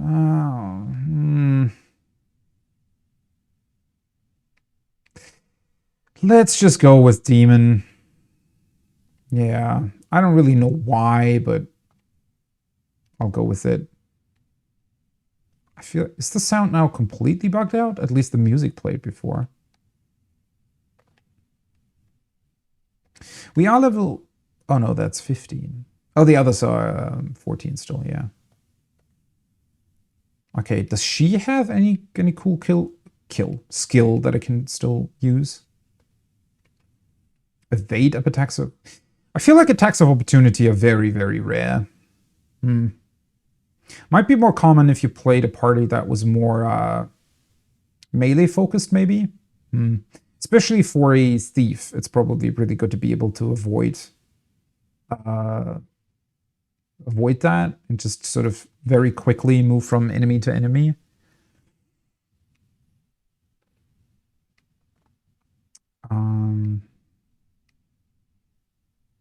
Increase the range of spells and scrolls. Yeah, that's not really good for her. Glass cannon.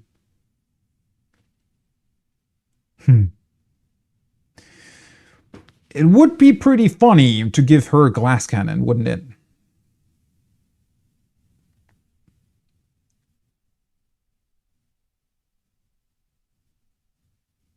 Because she's already crazy strong at range. But yeah, it just, the problem is she'd probably get one-shot a bunch, and that would be pretty boring, to be honest.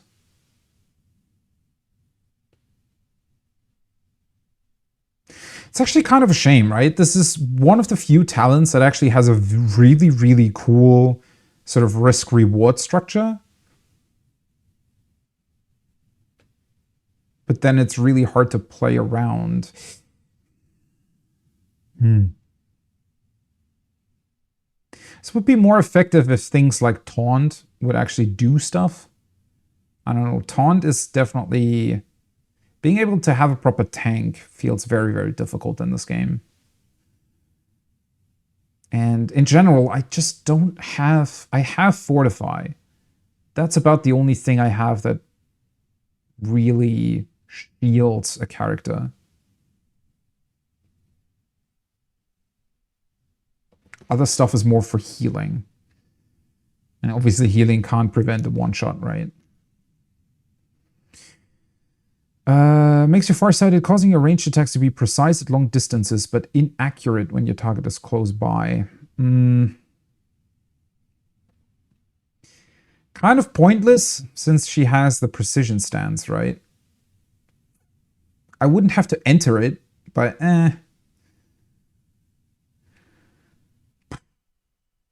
This is actually another difficult one.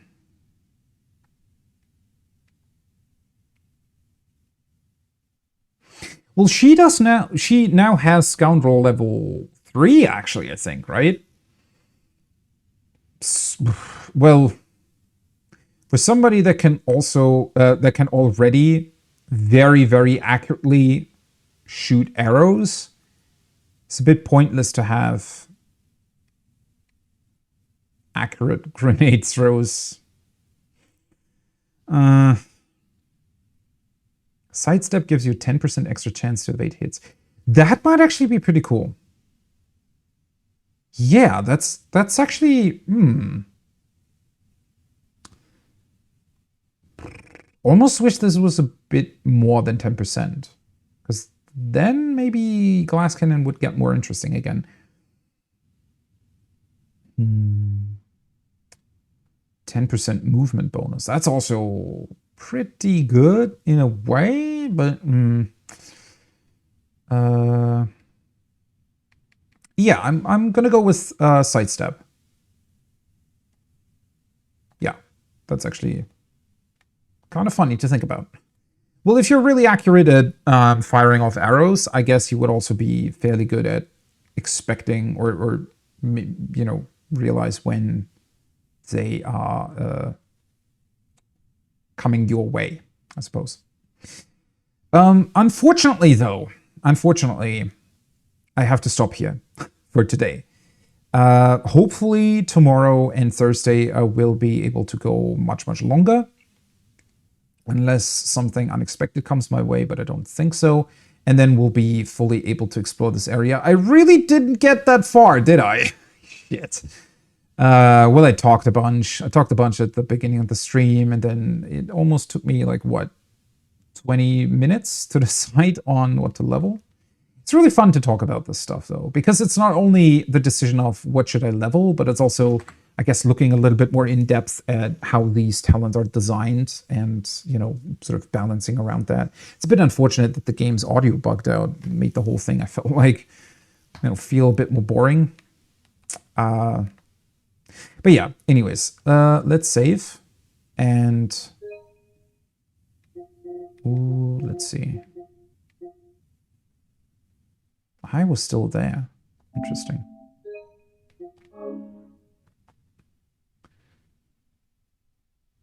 Save, and then hopefully there should be sound in the main menu again. I mean, I could have just reloaded as well. Pretty sure of that. Oh, there we go. That's the sandstorm sound. But yeah, that's going to be it for today. I know a little bit on the shorter side, but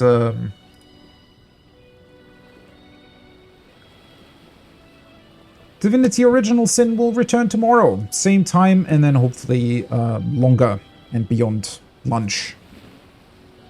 for me, and then hopefully on Thursday as well.